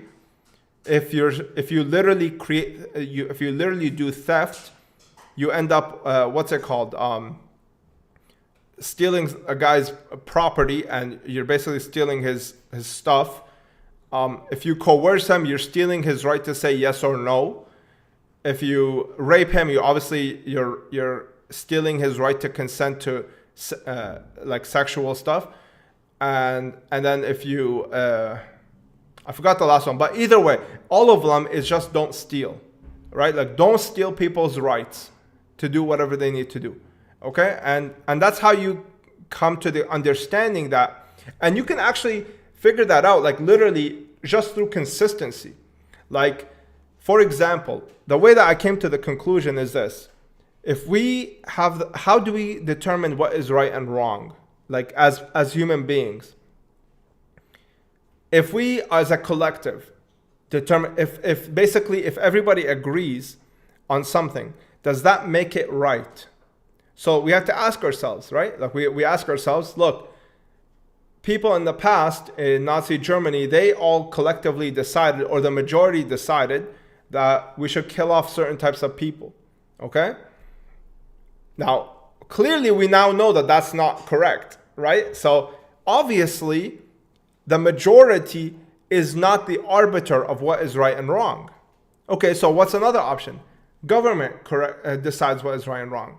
Well, in the past, we know that slavery was just according to law, like it's just regular law, right? So because of this, we can now assume, so if the metric for what is right and wrong is, if the government decides it's right, then it's right, then clearly they decided something wrong in the past. So that metric is false. You understand? You can toss that. Government cannot decide what is right and wrong. The majority cannot decide what is right and wrong because they have decided wrong in the past. So they are inconsistent. Now we get to the hypothesis that I explained just earlier. You can come to the understanding that plug whatever you want in there. Okay, so slavery, plug slavery in there. You'll see, somebody owns somebody else. Obviously, you're stealing somebody's right to have their own labor and their property, right? Because that's what slavery is. Slavery is just basically, I work for you and you take my labor, right? It's basically taxes. It's just 100% taxes instead of 50% taxes like in any country today. So that's what slavery is, right? Because you're not just getting a slave and just having him sit there, right? You want him to work. So you're basically stealing his labor. So you plug that in, oh, all of a sudden that metric is wrong, right? Like over there, they did something wrong. You take it to Nazi Germany, killing people. Oh, you plug that in there. Oh, you're stealing the right. You're committing harm. That's a wrong right there. Anything you plug into this equation, it will always come out consistently as like through your conscience, this is right or this is wrong.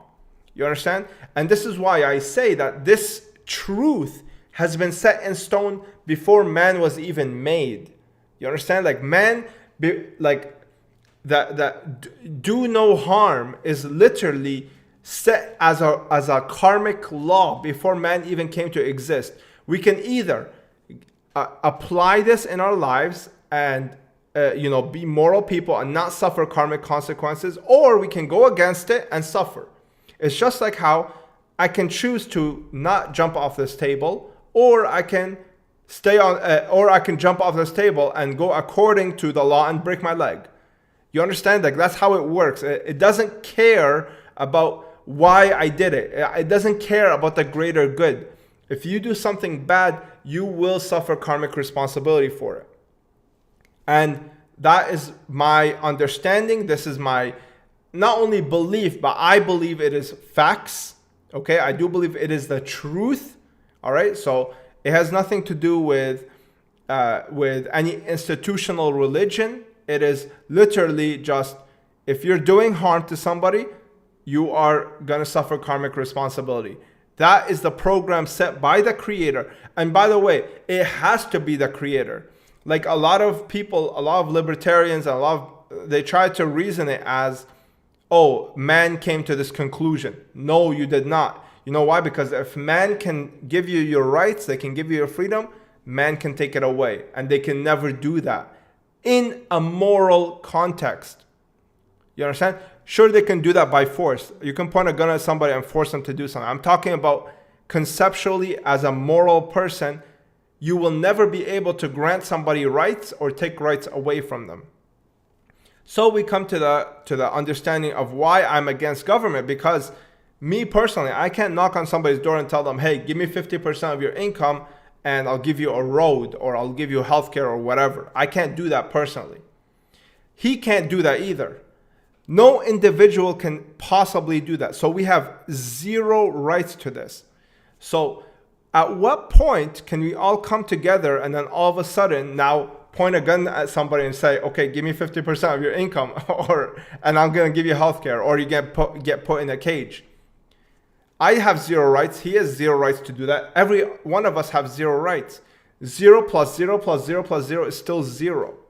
So we can't magically come together and create this entity called government, aka the new God, and then all of a sudden they have rights that individual human beings don't have.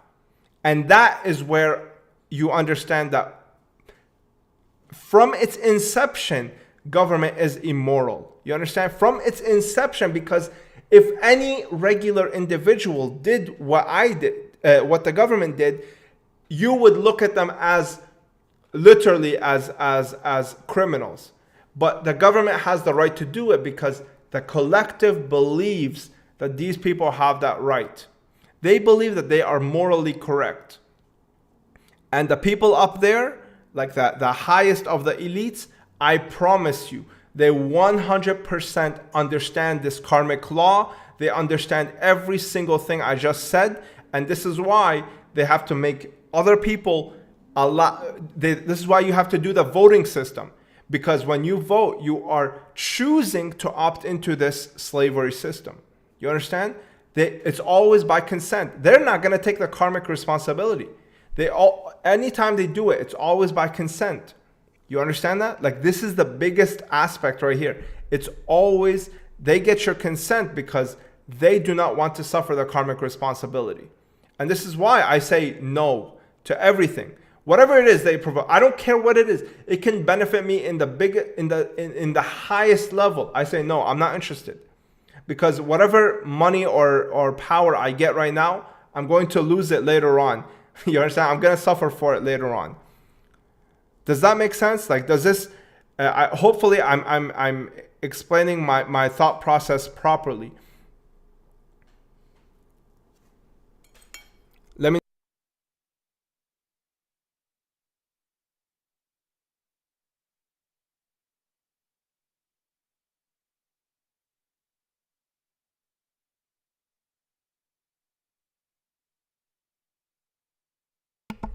I just went on a huge tangent. But I do want to explain this. The reason is because when I say I believe I am submitted to a creator, I am not a Satanist. It means that I understand the authority of the higher power. You understand? I will not try to usurp these laws or try to break them because I believe that I am God.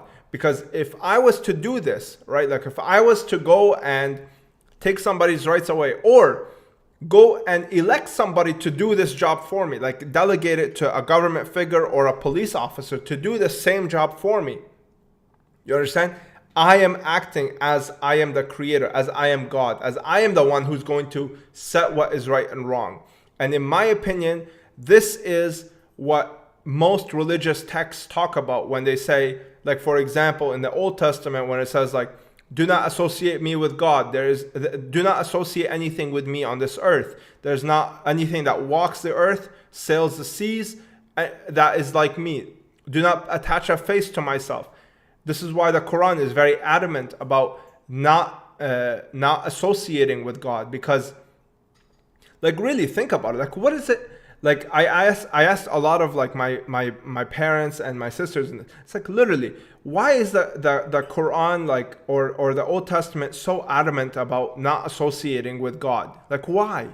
Like, what is the harm if there's 100 gods or one God? Like, what is the harm in that? What is the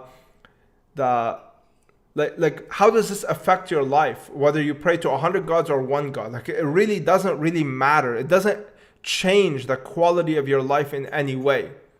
But if you understand it from an esoteric occult term, like how I just described it, not associating with God makes a lot more sense than now. You understand? Like, because truly ask yourself through, like, logic, if this God made this world for us and he's trying to guide us, why the hell does he care if we pray to 100 gods and we're good people or one God and we're good people?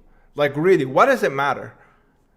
Truly ask yourself that, because that is key to understanding that there's more than meets the eye to all of these, like, world institutional religions. Hopefully, like, I'm making sense here. Hopefully you're able to kind of put the pieces together. You understand? Like what benefit do I get? Like, okay, if I'm praying to Allah or Jesus or like like either okay, look, either this God from these religions is, like, super jealous, and that's the only thing he has is just a jealousy. He just doesn't want anything. Like, to me, I just can't fathom a force so powerful that created the world today is jealous of anything. Really, I just cannot fathom that, honestly. I can't fathom the force that created the earth and everything around it. You understand? I just can't fathom that force that literally gave every single person their creativity, their thinking ability. He wants me to, like, spin around a black cube 7 times, or he wants me to go to church every Sunday and pour some water on my head. Like, that is unfathomable to me. There's no way my brain can process something like this by using my own logic. You understand? That it's just unreasonable to me. Or I have to sacrifice somebody for the sun or whatever. Like, this is yeah, I will not kowtow for that. Like, I just won't.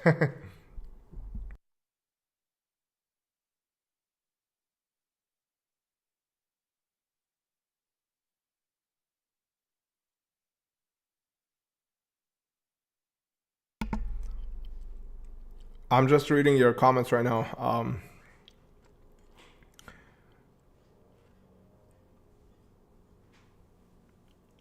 Do you consider social media an essential element in the Yu-Gi-Oh collecting / investing journey? Absolutely. Phil said he paid today. What'd you make? I made spice rice and tzatziki. Lit. Are you into collecting vintage error cards like miscuts or foil shifts?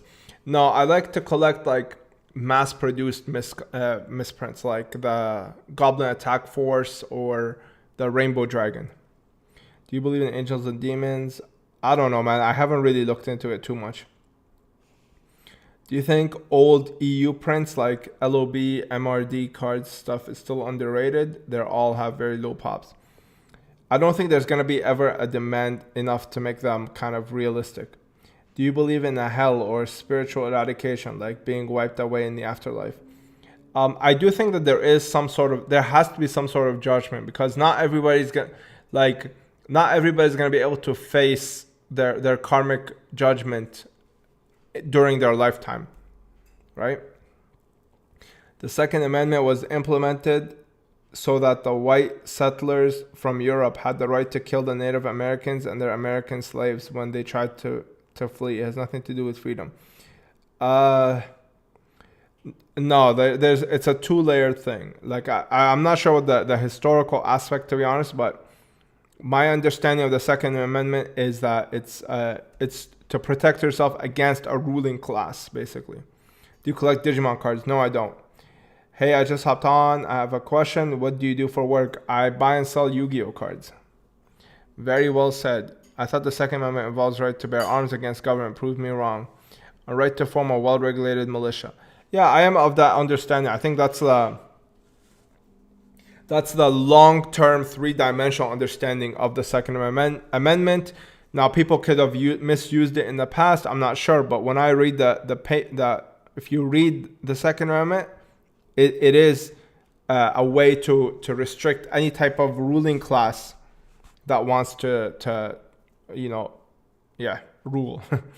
Hey, Strictly Sealed, what do you think of collecting sealed PS1 or N64 games cases with the games inside? I don't really like CDs. I think CD games kind of they lose a little bit of that prestige. You know what I mean? It's just like collecting an audio CD. I know it's not the same, but they lose a little bit just because the disc is the same. That's why I really like GameCube games. I like Nintendo. That's why Nintendo has this allure to it. You know what I mean? Yeah.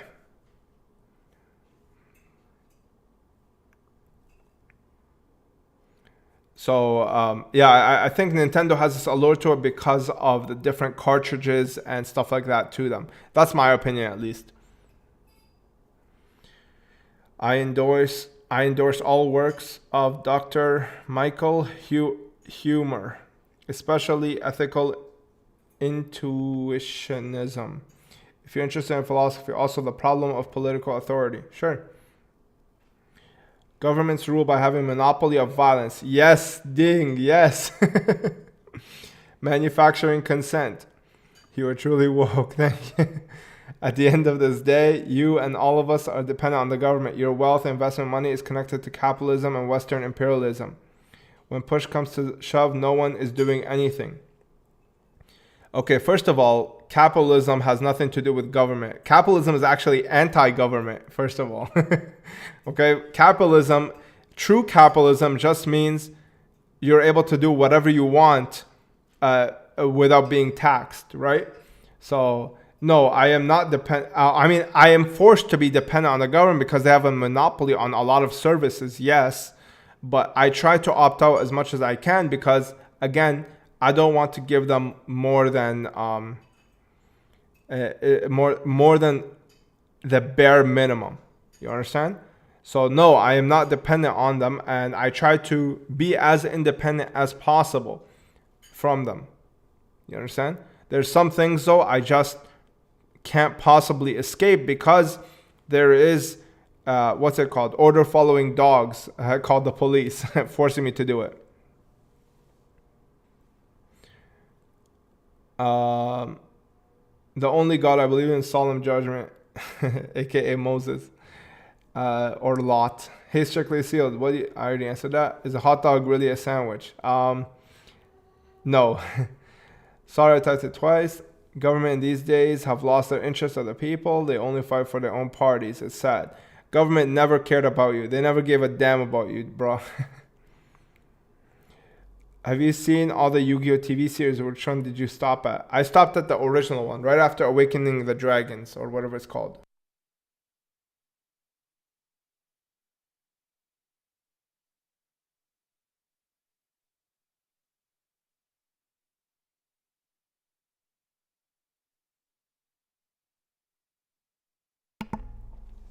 Anyway, guys, I'm gonna call it a day because I would like to go eat some spiced rice that my goat wife has made. Yeah, I'll see you guys next time. Thank you for tuning in. Honestly, hopefully you enjoyed that and hopefully you learned something. I'll see you in the next one. Peace. Oops. Oh, there.